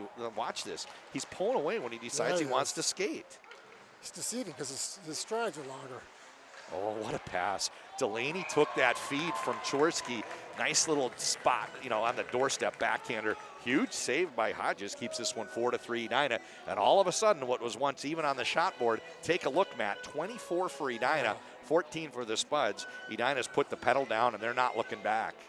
Getting back to Chorsky, you watch him, that 1 or 2 strides, and he pulls away. It is impressive. It's fun to watch. There was a season last year where he was on the JV, and they brought him up and really wanted to find a way to work him in. And, it was an experiment later in the year. And, when they didn't win the state tournament, you can second guess a lot of things. But I knew that coaches love what they see from him. And now he's a senior, and he's able to do so much. Again, he's not even as tall as you. He's about 6'5". When you go to protect the puck, nobody's going to come get it because of how far your reach is. So he moves that upper body so well. When he goes to control the puck, he can protect it. Nobody's getting it from him.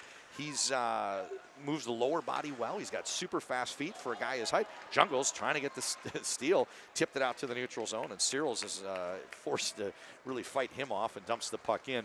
But Chorsky's a fun one, and he's off to a great start this year, and every one of his goals belongs on a highlight reel. He's been great so far. One more player I want to talk about, we'll get to him in the third, is Delaney. He's a great story as well. This is dumped in. Hogue turns the puck over in front of the goal and leaves it. Thankfully for him, Boltman's the closest one. He tidies it up, takes it out in front of the benches, and that's how it's going to end. Matt, final thoughts as we go to intermission here between periods 2 and 3. This is still a game, and you got 25-14, but the Spuds have had some good quality shots. So, I mean, they're not all shots are created equal. They're getting some good shots there, and then another power play. They're doing a nice job of putting it across the crease and getting good shots. Just got to keep that puck down under the crossbar. They put a few off the glass. When they announced Hockey for Life, and I'm going back to the beginning of the year, going back as last season ended, I looked and said, wow, I can't wait to see those games. I want to be a part of that tournament. Here we are, 4th game, every team, we've seen every team. This is just a great this is just a great sequence of games. 6-3 Chaska over EP, 4-3 St. Thomas over Stillwater, Lakeville North 3-2 in OT over Prior Lake. We got a great third period coming up. Edina wrestled the lead back. They lead 4-3, and we really don't know how this one's going to end up. It's been a great game so far. So, Matt, we're going to take a break. We're going to go. It's Mike Vorlicki, followed by Luke Grammer. Hope everybody enjoys this from McCoy's Public House and from Legend Sports Bar and Grill in Moorhead. Start with Mike Vorlicki. Luke Grammer will be back in about 12 minutes.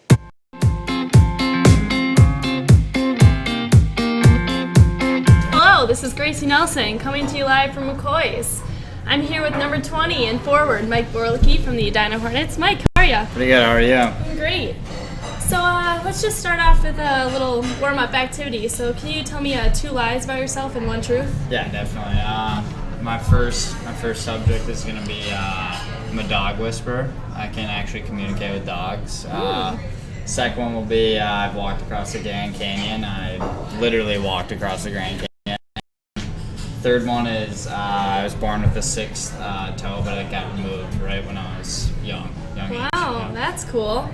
All right, well, I'd like to know a little bit more about you. So could you tell me your favorite place to vacation? I'm really, really looking forward to vacation in Bora Bora. It's not like somewhere I've been, but that's what I want to do. And I kind of want to go cliff diving there, maybe do some fishing on boats, something like that. Yeah, you like sharks? Yeah, some sharks? Sharks are awesome. That'd be cool. Sweet.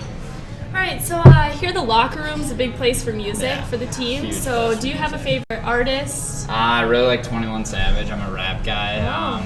I like to give a little shout out to Ben Brinkman and Liam Blomquist. They love ripping mixtapes. They're huge rappers, so it's kind of what got 21 Savage, Rap Save Me. Can you give me a little snippet of that? It's like, Lil Yo, got a lot of raps. Sweet, love it, awesome. All right, so the chicks, do we have a celebrity crush? Older woman, younger woman? I think Blake Lively's the one I'm going to have to go there. Yeah, if you've seen The Shallows, that's kind of all you have to know about her. She's just awesome. She seems like she'd be a great person. Big scary movie guy? Yeah. Love it, love it. All right, anything else you want to tell me about her? She just seems like a great mom, that's You into blondes? Yeah, into blondes. So, sweet. Yeah. All right, so the Edina girls, they're nice. Yeah, Edina girls are they're kind of the full package. They're just nice. They love hockey. That's one really good thing about them. They're very supportive. Always coming to the games. They're the best super fans. So you can't really ask for anything more. They're kind of just. Especially senior Edina girls. Yes. Yeah, senior seniors. Edina girls. They're great. That's the key right there. All right, so we're gonna go to break quick. Perfect.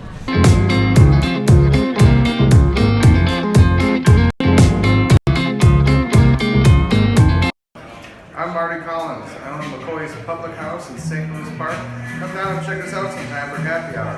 We have a wonderful time in this place, and everyone's welcome. Come check it out.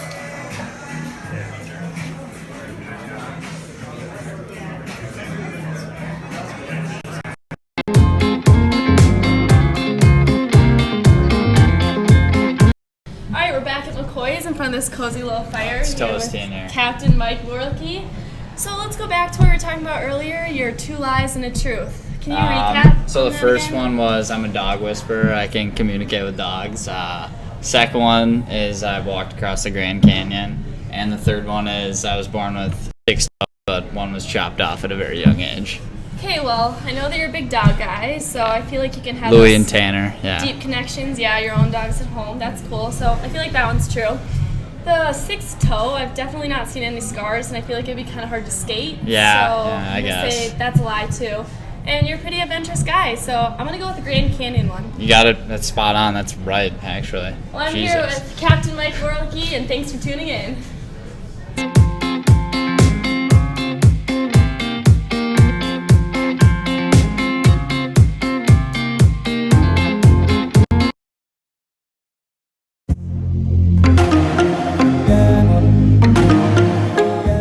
Minnesota's hockey culture is one of, if not the best in America, so it's only fitting that one of the best hockey camps in the world is right here in Nisswa.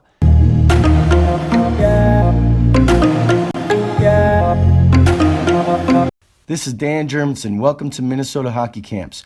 We are gearing up for our 39th summer based in Nisswa, Minnesota in the beautiful Brainerd Lakes area. At MHC, there is a culture that breeds success.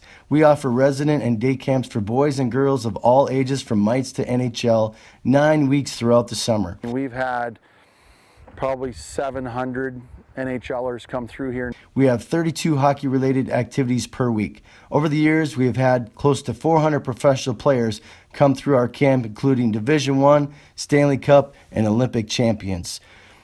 I'm a little surprised that this camp is still here.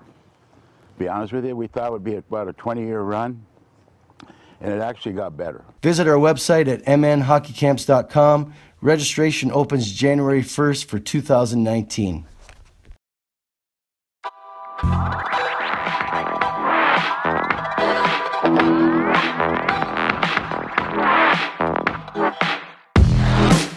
Rolling. I'm Marissa. I'm Cody. Welcome to Legends. Hey, I'm Zach Johnson here from Legends Sports Bar and Grill in Moorhead, Fluke Grammar, Hockey, and doing an interview. And we're going to start off with 2 lies and 1 truth, and I'm going to try to guess which one is the lie. I broke my arm in the 7th grade. My left ankle is 3 times bigger than my right ankle, and I have 2 dogs. Okay, those are pretty tough. All right, we're going to get back to those. I can't think of the answer right now. All right, what's your favorite place to vacation to? I gotta go Mexico, down on the beaches. You like the beaches? Anything else? I like the warm weather compared to here. Okay, fair. All right, you listen to music? Oh yeah. All right, what's your favorite type of music? I gotta go country, but let me tell you, country's a lot better with Carrie Underwood singing it than what Luke Bryan is. Okay. Do you have a favorite song? Ooh, gotta go with, I like them all. You like them all? Decide. Okay. I can't Awesome. decide. You like every country song. Awesome. Okay. All right. Celebrity crush. Do you have one? Jennifer Aniston. Jennifer Aniston. Okay. She's eye candy, right? Oh yeah. Okay. Say Jennifer Aniston walks into the bar. What's your pickup line? I gotta go Joey Tribbiani on her. I'd walk up and I go, "How are you doing?" Okay. That's good, Luke. Okay. All right. Moorhead girls. We have a ton of them. What's the best thing? You know, I think that they're all really nice. We got athletic girls, we have smart girls, and I just love that they come support our games. Okay, so they got all the good qualities. Okay, and we're gonna go on break now from Legends Sports Bar and Grill in Moorhead, and we'll be back. Okay. I'm Marissa, and I've worked in the food and beverage industry my whole life, and I've always wanted to own my own place. And I'm Cody, and when Marissa came to me, I thought, what a good opportunity to do something great for Moorhead. And with that, our dreams collided, and the rest is history. Next time you're in Moorhead, please stop by at Legends Sports Bar and Grill and check us out. Break. Hey, I'm Zach Johnson, back from break with Luke Grammer from Moorhead, and gonna hop right back into the interview with the 2 lies and 1 truth. So he said that he has 2 dogs. He broke his arm in 7th grade, and his 1 ankle is 3 times bigger than the other. So I'm gonna eliminate right away. I'm gonna say that your 1 ankle is not 3 times bigger than the other. That is the truth, actually. No way, really? Yeah. How did that happen? Last fall, actually, I had a cyst on my left ankle, and I had to have a surgery to get it removed. And I started skating about 2 weeks earlier than I was supposed to, and so now there's just a bunch of built-up scar tissue on it. That's pretty gross, Luke. Okay, well, on that note, from Legends Sports Bar and Grill, Zach Johnson and Luke Grammer, and that's it for our interview. Lunch. This is Cody. Go ahead. Hi, I'm Cody, and this is Marissa, and we would love to have you here at the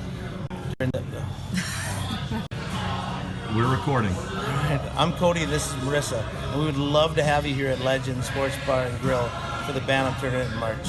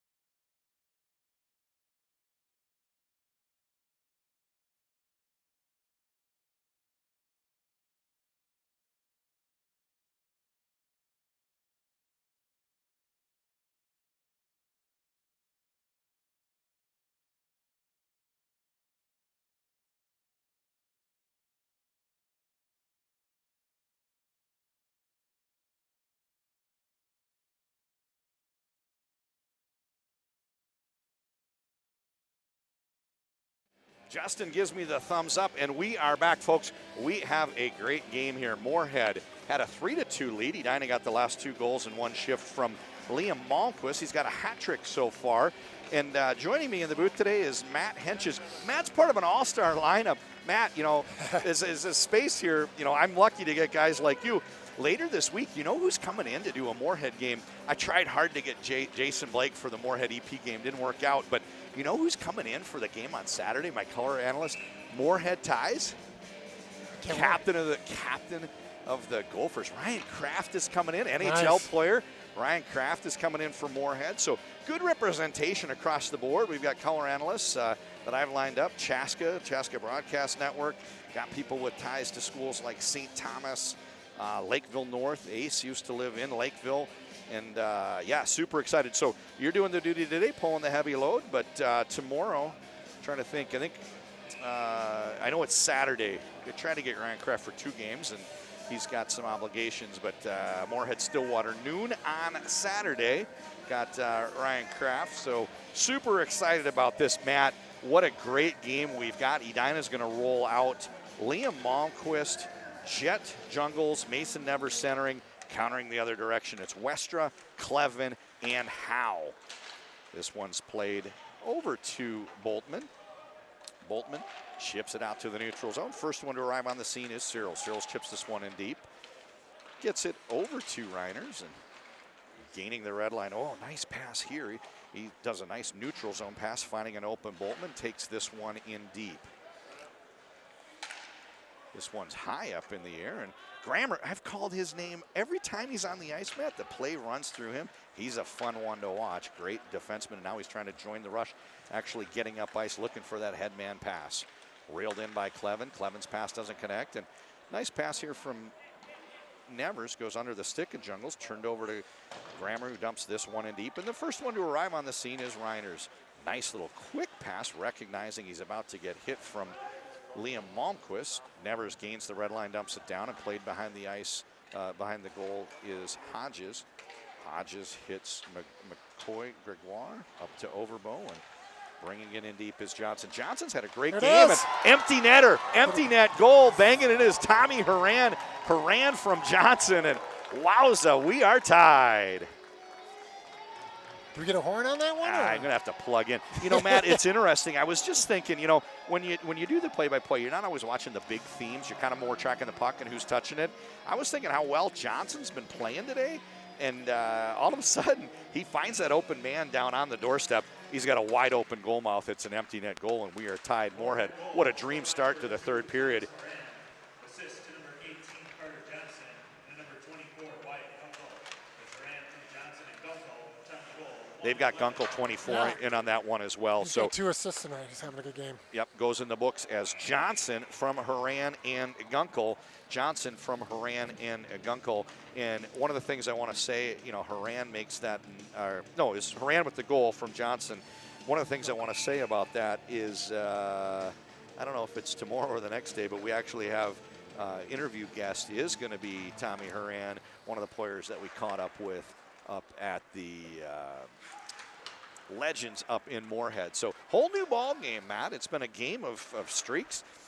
Edina scored first, second, sixth, and seventh goal. Moorhead had 3 in a row, the third, fourth, and fifth, and now they've scored the game's 8th goal. It's 4-4. Exciting stuff here from Prior Lake. Little scrum behind the goal and eventually onto the stick. This is played behind the goal line by Fair. Plays it over to Triggs, back to the point. Kramer, and a funny little bounce there. It's into the back of the net. Hogue couldn't get control of this one. Did they blow the whistle? I think they might have blown the whistle. What a devastating stroke of bad luck for the Spuds. Hogue lost track of it off the wall, came up behind him, dribbled up through the reverse 6-hole. It came up under his arm into the slot. Right there as a Spuds player fires it into the net, and evidently a whistle had been blown. And that's a terrible break for the Spuds. And I think the ref's probably kicking himself a little bit there. Just a quick whistle, and he didn't have control of it. Cost him a goal. Doesn't affect the referee, however, as much as it affects Moorhead. They would have loved to take a lead in the third period here. 4-4, third period action. Still 14:53 to go in this one. 14:53 to go. Clevin steps into the face-off circle. Played back to the point, and this one's chipped out to neutral. Jungles goes the far way around Gunkel and pulls this one down out front, and almost a backdoor goal there from Malmquist. He's got 3 so far. That might have been number 4. Chipped out. Here's, nice little play there by Reiners to keep it in, but it got up over the high glass, and we get a stoppage of play. 14:37 remains. It is amazing how quick Malmquist goes to the net. Absolutely. I wish he had an instant replay on that. It was amazing. Yeah, he's got 3 goals, 1 assist so far today, taking him to 17 points on the season, 9 and 8. This is the 9th game, so Liam Malmquist really having a nice senior run here for Edina. He did, I should mention, lead the Elite League in scoring, the Upper Midwest High School Elite League, great fall midget league, and he was the top scorer in there, which generally attracts a lot of NHL scouts to any one of their games. Clevin tries to work against. There's an interference call, obvious interference call against Reiners. Matt, back in our day, maybe a little different. You get away with it, but not anymore. And Reiners goes off for interference. At some point, he had to let him go, and he just kept trying to get in his way. Moorhead successfully pulled the goalie for the 6th attacker, and this one's gathered up by Boltman, gets the whistle, and all of a sudden the Spuds, 4-4 tie in the third period, go on the power play. They got to be feeling pretty good on that black bench. Well, that one was very obvious there. I think maybe in our day, I think it was you were the last guy to touch the puck. You were the one with possession of the puck, so you could still play it, but that still was kind of pushing the limit there. I think the first time he stepped in front of him, it was really no big deal, but he continued to kind of chase him around and get in the way. And it's like when the guy doesn't have the puck, you can't do that. And interference is probably the call. It is, in fact, interference. And Nick Williams fans on it as he tries to clear the zone, and eventually it's played out to the blue line. Nobody there for Moorhead. Grammer goes on retreat. He's working against a forechecker here. That's Morton. Morton knocks him down, and they call a penalty here. Wowza, 5-on-3 opportunity for the Spuds. They've still got 1:42 left in that first penalty, and Morton goes off. Yeah, Grammer, he created that penalty there. He turned and he accelerated, and he forced the forechecker to reach for the puck. And when you're moving that quick, sometimes it gets into your skates. So. What a great hockey game here. And now all of a sudden Edina had to feel pretty good when they regained the lead 4-3. They go to the period break. Moorhead gets the next goal. Now 2 quick penalties. It is a Moorhead timeout, right? He just said Moorhead timeout. I think so, yes. And they're going to take advantage of this chance here with the Moorhead timeout, try to draw up a little play, see if they can crack the code. And, Matt, if they can score quickly, they'll still be on the power play. And, 2 minutes, almost 2 minutes of 5-on-3 time. Pretty exciting stuff here for the boys in black. That's you got 1:42 of 5-on-3. That's a long time. This is a good power play by Moorhead. I like the way they work it up and try to work it across get that goalie moving laterally, and they try to get that shot across the crease. It's a good power play. One of the things you mentioned we did the last game with Prior Lake, you liked how active they were in the penalty kill. They really didn't play a box. They were hounding a little bit more pressure. Edina doesn't have that option 5-on-3. You really have to just kind of hunker down and get that triangle close around, and if there's a rebound in front of Hogue, they're going to have to clear the puck out to the sideboard. Yeah, you really got to get that triangle rotating Vorlicke, Boltman, and Jungles. Vorlicke, Boltman, and Jungles are the 3 for Edina. For Moorhead, Westra, Clevin, Haran, Grammer, and Howe. Those are the personnel that are out for this really a big moment here. There's enough time, you could give up a goal or two and come back, but you wouldn't want to. And Moorhead, if they score, one here doesn't cement the game for them, but they'd love to have a lead. So Howe looks for a pass and a tip and a couple saves by Hogue, but they get it up over the down goaltender. They score just 15 seconds into the man advantage. They still have another minute 45. This goal is going to be credited to Westra, and it is 5-4 Moorhead. That didn't take long. It didn't take long at all. So, wowza, this is still a power play opportunity. I'll listen to see who gets credited with those assists, but Westra had the goaltender down, a couple cracks at it. I think Hogue made 2 saves, but eventually they get this one past him.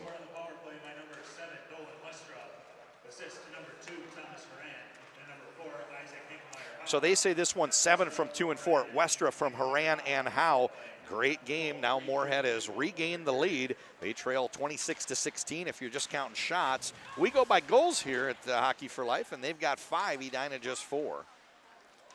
Power play opportunity. Howe behind the end line. Takes this one over in our direction. Plays this one back to the point to Grammer. Grammer over to Howe. Howe leaves this one for Clevin. Out top, faking the shot. One-timer. This one goes just high, and it's going to break out to the neutral zone. Retreating is Grammer. Matt, they still got a minute left in this man advantage.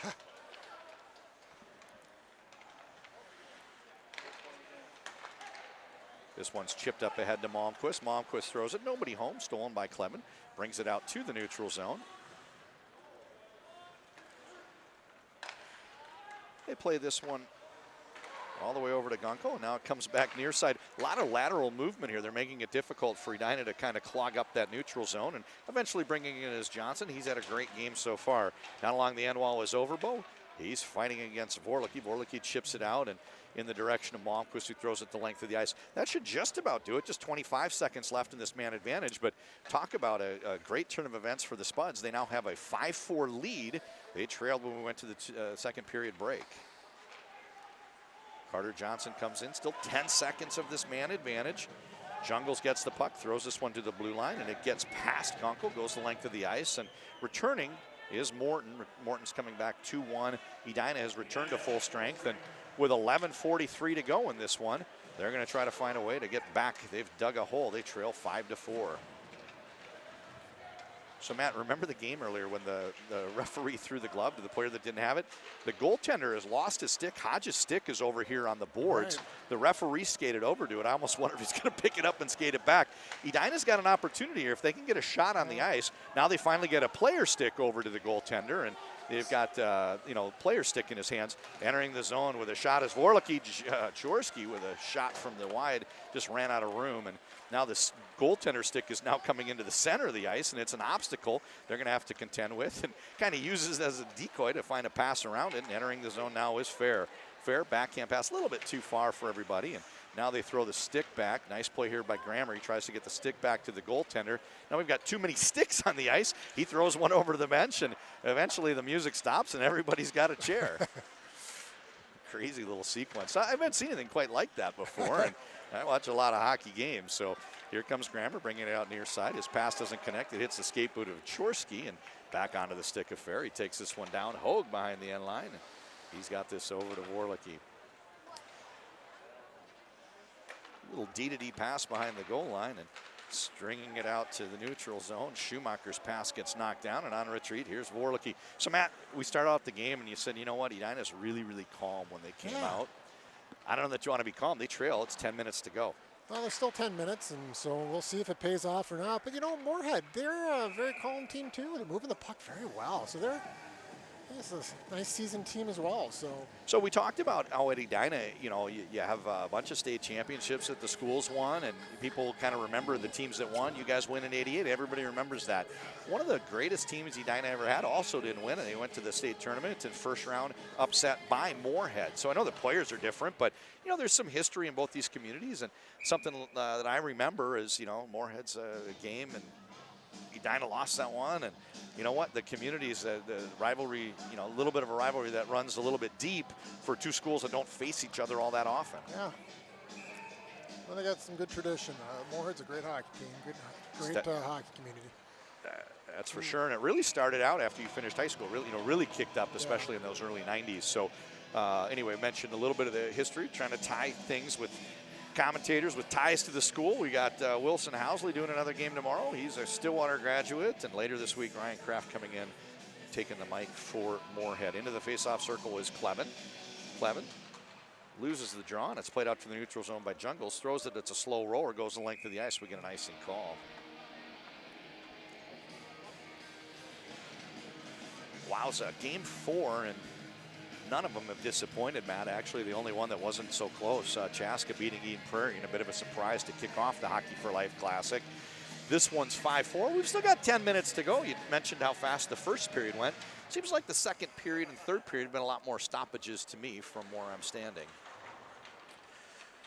Reiners fights a battle, chips this one up and onto the stick of Nevers. Nevers goes rink wide, tries to get it over to Jungles, but actually Malmquist tipped it. Now they get it over to Malmquist. But everybody entered the zone there on their backhand for Edina, and nobody could quite seem to get the puck on their stick.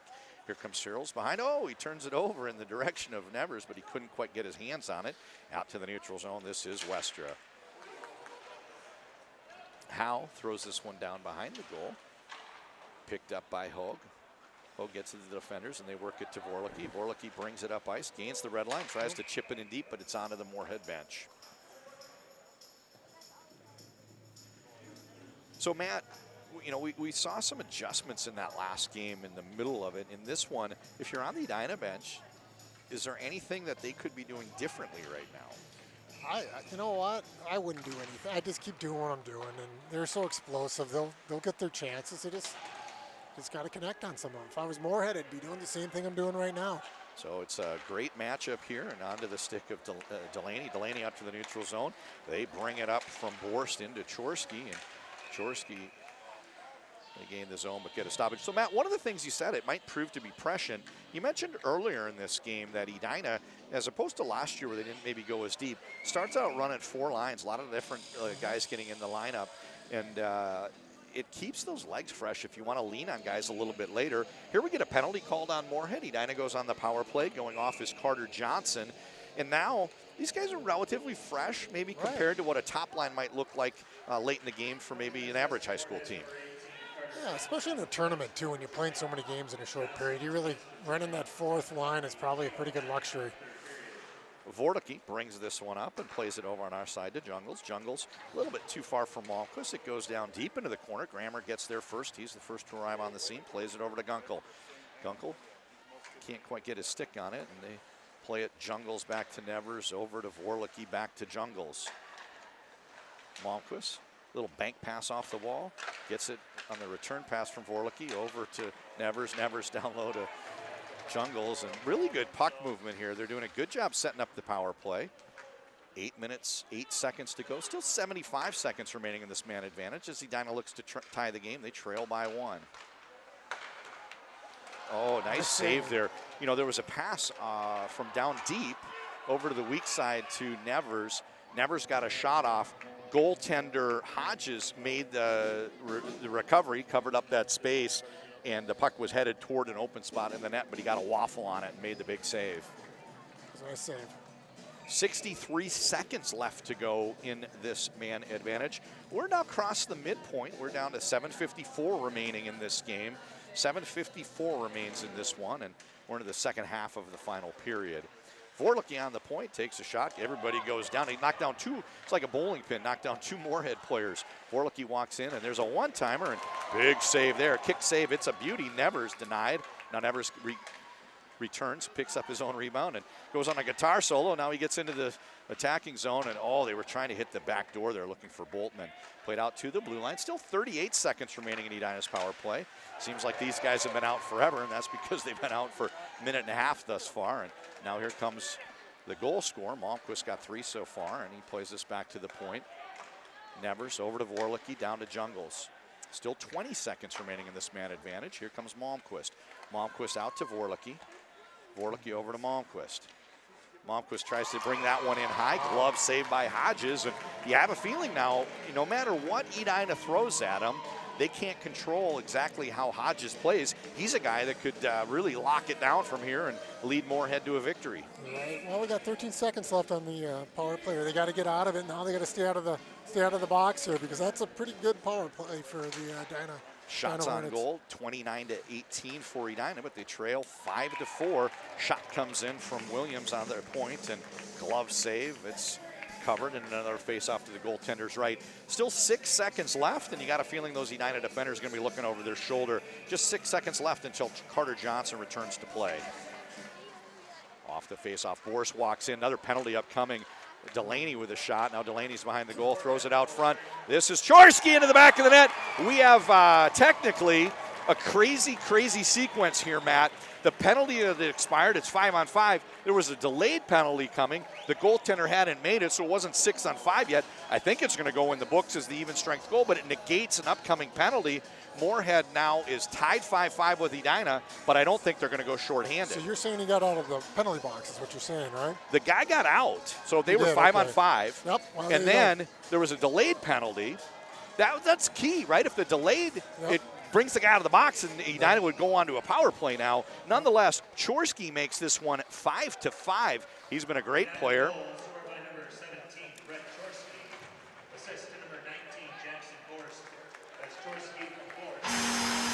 There, that's for you, Brett Chorsky. 17 from 19, Chorsky from Borst. So because there was a delayed penalty upcoming, I don't know if that's probably still an even strength goal. Nonetheless, Edina is now tied, and we are going to skate 5-on-5. The score is 5-on-5, and it's getting a little wonky on that shot board. It's showing that after those power play chances, Edina now has 34 shots on goal up against 18 for the Spuds. Wowza, it's been a game of runs. Edina has scored 2, followed by 3 from Moorhead. 2 from Edina gave them a 4-3 lead. Moorhead got the next 2, making it 5-4. Now we're knotted up at 5. In case you're wondering, if we end regulation tied, there is a fourth period of 8 minutes. If it's tied after that, it ends tied. Next year, Hockey for Life is going to institute a shootout for the excitement factor, but it would not affect the Minnesota State high school records. Forlicki gains the zone. He's working in with Shoemaker, heading toward the net. Also out there is Colby. They play this one down behind the end line, and it's stolen nicely by, Triggs. I keep looking, they haven't got so deep on the defense. I think we've been running 4 all game for the Spuds. Haven't called a couple of these names, and at that point, Matt, going back to your playing days, high school, rolling 4D, does the defenseman maybe get tired late in a game like this, or are you okay because you're playing D, not forward? I don't know. We always rolled 6. You don't even know. So I don't even know. Never played on a 4-man rotation. Would have loved to. Would have loved to. Never. Well, assuming you're one of the 4, right? Yeah. So. Wow, that's true. It's a good chance I wouldn't have been. I got a funny one about that. I'll mention it next whistle. So anyway, down to the end line, it's Clevin working on the forecheck. This game is tied, folks, in case you're just joining us. It's been a thrower from start to finish. Edina had a 2-0 lead. Then Moorhead had a 3-2 lead and also a 5-4 lead. It's been a thrower throughout, and we're coming up on the 5-minute mark, entering the last quarter of the final period. And anybody's question as to what happens, just one bounce of the puck, and it could be, game that goes either way. Grammer behind the end line can't quite get this stick on this one, and here's Jungles on the forecheck. Played out to Westra. Westra gains the neutral, gains the blue line, loses the puck, however, and here's Reiners. Reiners, little counter move, chip pass over to Boltman. Boltman tries to get this one up to Jungles. Jungles plays Nevers. He fakes the pass, brings it in, goes back to Jungles. Matt, you mentioned how good these guys are. This line is such a great job. They have the best zone entry I think I've ever seen for a high school team. They find that trailer all game long. They keep finding Malmquist. He's got 3 goals so far. This time they enter. Malmquist is over there on the right side. Who do they find? They look for the trailer, and it's Boltman. Of course, right? Well, I don't know. You need an explosive line that comes in quick and pulls that D back. They have the F3 trailing, and if they cover him, they just drop it to the other guy, number 4 guy coming in. Tough to defend, and that's why it's no surprise. They've got 4 of Edina's 5 goals thus far. Delaney's shot goes just wide, and on the forecheck here is Borst. Borst over to Chorsky. He's got the 5th goal. He tied it up moments ago. Chorsky tries to get his stick on it, and it's played to Delaney. Delaney's crafty down low. Chorsky, empty net goal. Chorsky on a feed from Borst. That's Delaney to Borst to Chorsky. We're no longer tied. Hornets pulling away ahead, I should say, 6-5.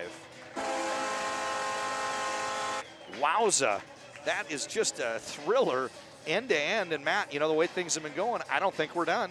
No, I don't think so either. 17 from 19 and 23. 17 from 19 and 23. That's Chorsky from Borst and Delaney. Chorsky from Borst and Delaney, and Edina has wrestled back the lead with 4.5 minutes to go. Malmquist Jungles tries to get it back to Malmquist. They play this one down behind the end line. This is Malmquist. Bringing it over in our direction is Grammer. Grammer now trying to get the game, you know, wants the game on his stick, you know, kind of take that last shot, if you will, using a basketball analogy. And you know what? It's opportunity here. Moorhead wants to get back to tied. They're definitely going to be bringing everything against the Hornets. Here comes Williams. Nice pass up ahead to Jungles. Fakes the shot, chips a slow roller down into the corner, and this is now Malmquist down along the end line. Bringing it over in front of the benches. Colby rips this one off and out front. Little scoring chance there for Morton. Plays it back to the blue line. This is Reiner's. Reiner's one-timer over to Boltman, and Boltman's pass shot goes just wide, and ooh, a crack back down low for Morton, and a huge cover here from Hodges. 3:28 remains. Well, getting back, you asked me the question, what does the coach tell Edina to do in between periods? What did I say? Nothing. Just stay the course, because, you know, they're getting their chances, and it's just a matter of sometimes luck. I mean, I'd say the same thing with Moorhead. Stay the course. You're getting your chances. Moorhead, you know, they got to be super happy with the way they've played today. Hockey. They've played a tough schedule. They've already played Minnetonka. Look at breakaway opportunity to Westra, semi-breakaway, and he fires it. Hogue makes a big save. Hogue adjusted to that one. He's more acrobatic than we're used to seeing. He fires that puck off to the sidewall, and here comes Colby. Colby's pass to Morton doesn't quite connect, and, you know, I wondered, are we going to see Moorhead try to spring some stuff in transition? I didn't say it, but, you know, about a minute later, they spring Westra, and kind of a semi, not a full breakaway, but kind of a semi-breakaway. Right. Ooh, the wide angle, you know, trying to squeeze one in there with a Vaseline puck. Big save and a cover by Hodges. You know, it's interesting, Matt. The two goaltenders look to be splitting time. They've got a record of 4-0 for Hodges, 3-3 for Miller. So they're comfortable using both goalies. I'm curious, with how well Hodges has played today, do they bring him back tomorrow, or do we see Miller? I guess we got to come back here tomorrow to find out. 2:45 remaining in this one. Puck's lofted down into the far corner, and at this point, a penalty either way would be devastating. Edina's trying to run the clock out, and Moorhead's trying to score. They definitely don't want to do it shorthanded, so one of the things we'll keep an eye on. 2:30 remains. Here comes Nick Williams, taking it behind the goal line, and he chips this one out to the neutral zone. This one bobbles out onto the stick of Moylan, and Moylan plays this one over to Grammer. Short pass to Overbo. He gets this one up ahead to Johnson. It's stolen by Chorsky. Chorsky's got two, working on the Hattie. Tries to pull it over to his forehand. Can't quite complete the play. Back to the blue line. This one's tipped up into the back netting. Chorsky's a strong player. We've been saying it the whole game. He's coming in solo here and there. He's had a couple breakaways. Another good scoring chance there. It's a strong kid. Let's just pump the all-star lineup we've got. So the next two Edina games, Tom Chorsky's agreed to come in the booth with me. And as I mentioned earlier, Ryan Kraft, former Gopher captain, Moorhead resident, he's going to come and join me on Saturday as well. So have a lot of fun trying to find people with ties to these schools and make it a little bit more interesting than just kind of going with the same crew game after game after game. I think you guys add a lot. So here comes Howe. Howe's been outstanding today, and this one's turned over. Edina, this is Nevers, point blank, takes that pass from Jungles and finds a way to get the shot on goal. Hodges with another big save. Yeah, Hodges is playing some good hockey. He doesn't have a ton of saves, but they're all good quality saves, good slot shots. Want to thank everybody for watching. It's a great season, mid-season Christmas holiday tournament. We've got 90 seconds left in regulation. Moorhead's trying to find a way to get out of their zone, pull the goaltender, get that extra attacker, and see if they might be able to get a tying goal to knot this one up. Chorsky, there goes the goaltender, Matt. We've got 6 skaters out for Moorhead. They ring this one over to Bourse. Bourse manages to squeeze it out to the neutral zone. Everybody's got to tag up for Moorhead, and empty net here behind Gunkel. Gunkel plays this one up. Wester brings it in wide, and little center lane rush trying to find Clevin going toward the net there. It's exciting when you get that extra attacker. You can just do so much more to pressure. You know, you can just send waves down low and waves toward the puck and not worry so much about positional play. Final minute of play in this game. Here comes Reiners, and a penalty would be significant at this point, and a little bit of oohing and eyeing as a couple guys were wrestling down low. Yeah, you want to stay out of the box, 48 seconds. No call, but I have a feeling we were pretty close to the edge there. So 48.8 seconds, 49 seconds to go in this one. Hogue is still in goal for Edina, but Hodges has hit the bench. 6th attacker out for Moorhead. Moorhead has burned their timeout earlier when they had that 5-on-3 opportunity. They used it well. They got a goal, but right now they can't go to the well and call a timeout. Edina, on the other hand, you know, the timeout might give them a chance to maybe coach them up, strategize, but they certainly don't want to arrest those Moorhead players. Stepping into the face-off circle is Clevin. Clevin is joined on this shift by Johnson. They both had good games. Howe. This is very, very impressive top-end talent here for Moorhead. It bounces over the stick of Grammer, however, and we're down to 42 seconds remaining. Grammer on retreat takes this one back behind the end line. Grammer brings this one up near side, out to the neutral zone.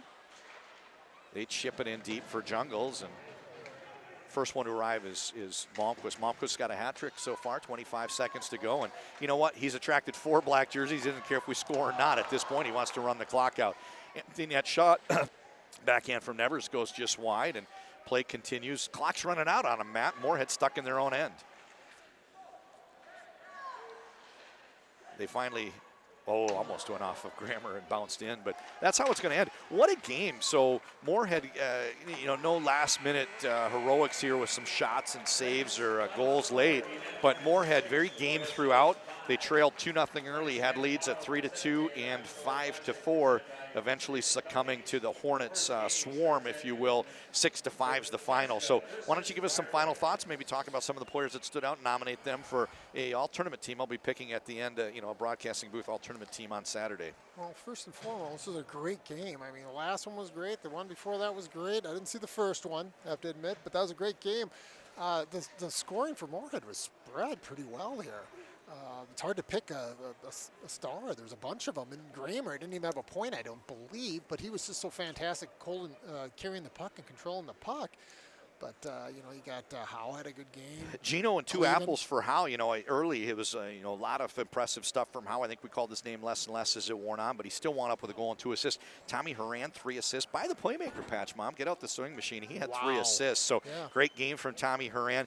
I don't think, I don't think I knew much about this player coming in the game. Carter Johnson, 1 goal, 1 assist. So he was outstanding throughout. And, big name players like Clevin and Grammer as well. So I was very impressed. So I'm just going to tack on a couple to the couple that you mentioned. Gunkel, too, had a couple assists from D. Gunkel, too, 2 assists from D. And, so Hodges, great. Matt, 38 shots. Obviously, 6 of them got past him. But how many were empty net? The Edina kids just tick, tick, tick, tick, tick, and then boom. And he made some really good saves on some slot shots. Again, all shots aren't created equal, and he was taking, not just 38, but probably a solid 30, 25, 30 solid, really good shots. And, he played great. All right, who'd you like for Edina? Well, obviously Malmquist had the hat trick, so that's an easy one. Chorsky was fantastic out there. He had a couple goals, he could have had 4 or 5. He had lots of chances. They got the player being interviewed at center ice right now, Matt. I just sorry to interrupt you, but they got it's Chorsky getting interviewed. Yeah. To your point, Youth Hockey wants to talk to Chorsky after this one. They're down by 4, and he gets the late 2 goals, and ties it, and then game winner. Yeah, those are some good goals, and the D up and down played great. Bowman always doesn't get a lot of points, but God, he does such a good job controlling the puck and breaking it out. Forward, he had a nice assist. Nick Williams looked really good, I thought. Kind of quiet, but he's good at breaking the puck out, good puck control. They say that about D sometime. If you don't hear your name, you did a great job, and we had a lot of that. Unless you're Jared Spurgeon. Unless you're Jared Spurgeon. So, Matt, you're not making it easy. I mean, we just named every guy on Moorhead and Edina, and I think that really tells the story of the game, folks. I've really enjoyed doing this game. Our producer, Justin, great job. Matt Henches on color commentary, bringing in people from different schools. Matt's a graduate of Edina. We've got a Moorhead grad coming up on Saturday. But you know what? The story of the game, I think you just nailed it. It was the players. It was. It wasn't any one guy. You had a great effort both ways. The coaches did their part, but you know what? High school hockey is great. High school sports are great, and it really traces back to one thing, and it's the kids, the stories, the players, and the plays. And that's the story of this game. I loved every minute of it, and can't wait for tomorrow. We got 4 more on tap, and then 4 more Saturday. Yeah, it's great. All right. Thanks for having me. Hey. I think I wish we would have had an overtime, just so we could have more time. Oh, yes. Well, you know what, Matt? It's always good to see you. I appreciate you coming, joining me in the booth. So that's going to do it here from Dakota. So this was the talk first game. I drive in every time I see that exclamation point. I'm wondering, I always want to say fun, hey, Dakota. Right. And then, but it's an exclamation point. What if it's Dakota? So anyway, we're at Dakota. Whatever you call the rink here down in Prior Lake, Metawakanton Sioux. I don't know if I pronounced that right or not, but it is the Shakopee Metawakanton Sioux Reservation established community 1969, and what a palace this is. Great place to watch hockey. So if you can make it down here tomorrow, make it down Saturday. $10 all day, you won't regret it. Come down here. But if you can't, thanks for watching on Youth Hockey Hub. For Matt Henches, our producer Justin, A++ job as always. Signing off, John Conley here, Youth Hockey Hub. See ya.